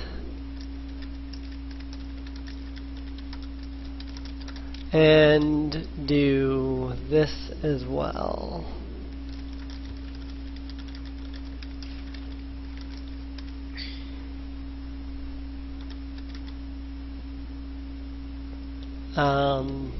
Paul's going to walk up near Bobbo and Phoenix and as if they're alright. Oh my gosh. Ooh. Okay. What? You got an extra 25. You do I bonus decided experience. I decided to roll some extra experience. So I did a 1d20 plus 5 and I crit on that. So Just generally how much experience did we get? altogether that is 15 plus 40. Yeah.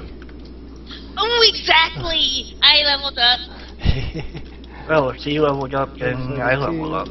Yeah, wow.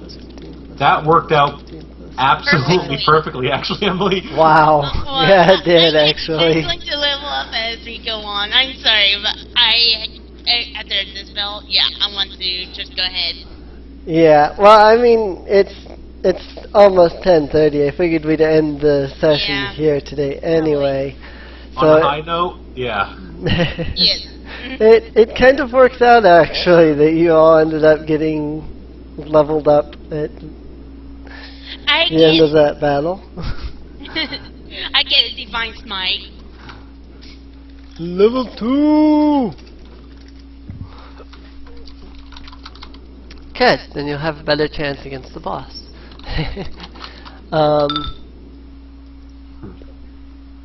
Carlyn unfortunately can't seem to calm Phoenix down, but oh well. I also get protection. Question about protection. Does it do that once per turn, or? Yeah, you have just like immediate reactions and stuff for 4th edition, you have 1 reaction per round. So, the thing is though that you almost never use it, you know? So using it to protect somebody else is really quite useful. Yep. Yeah. I'm gonna have it.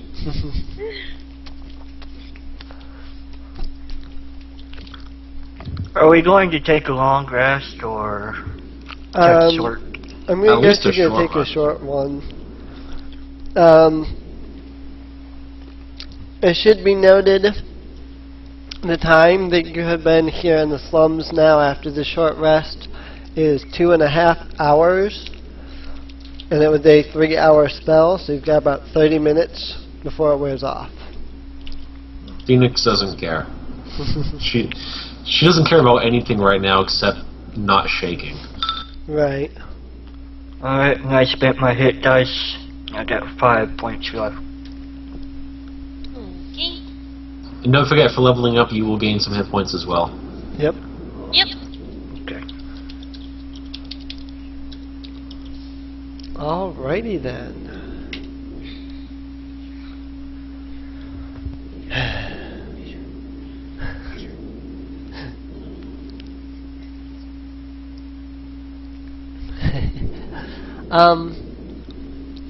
By the way, afterwards,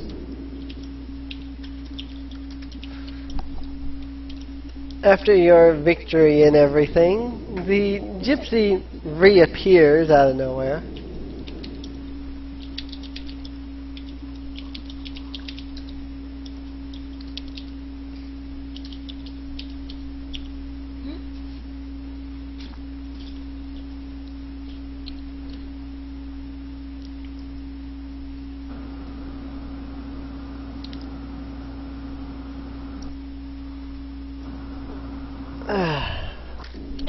Sorry, I'm just typing this up. Yep. No, it's just, you know.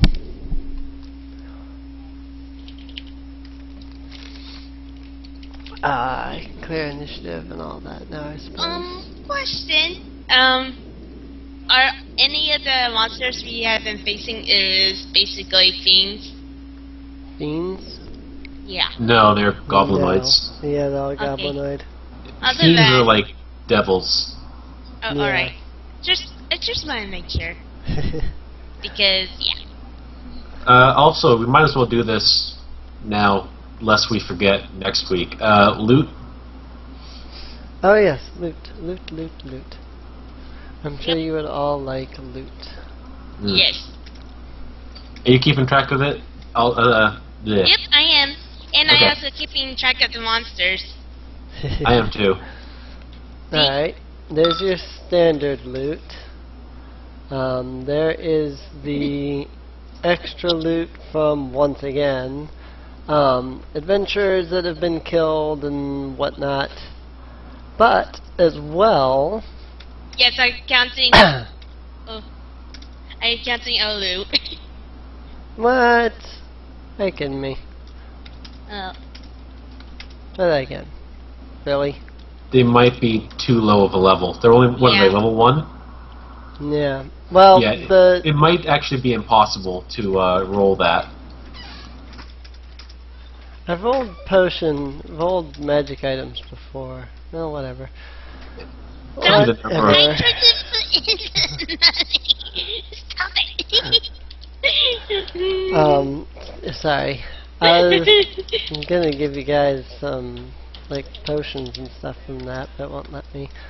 Okay. So, that's the extra gold that Olo himself was carrying. Which You is could about just as say much he had some extra potions on him if you wanted to. Yeah. I'll go ahead and, everybody gets a potion of healing as well. Yeah, I got 2 now.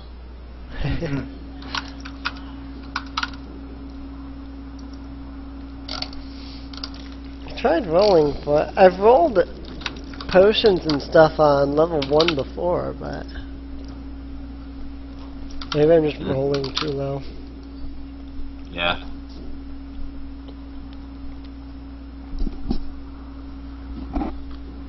Okay, I get 2 spells. Let's... Free roleplay time? Yep. Is everyone alright?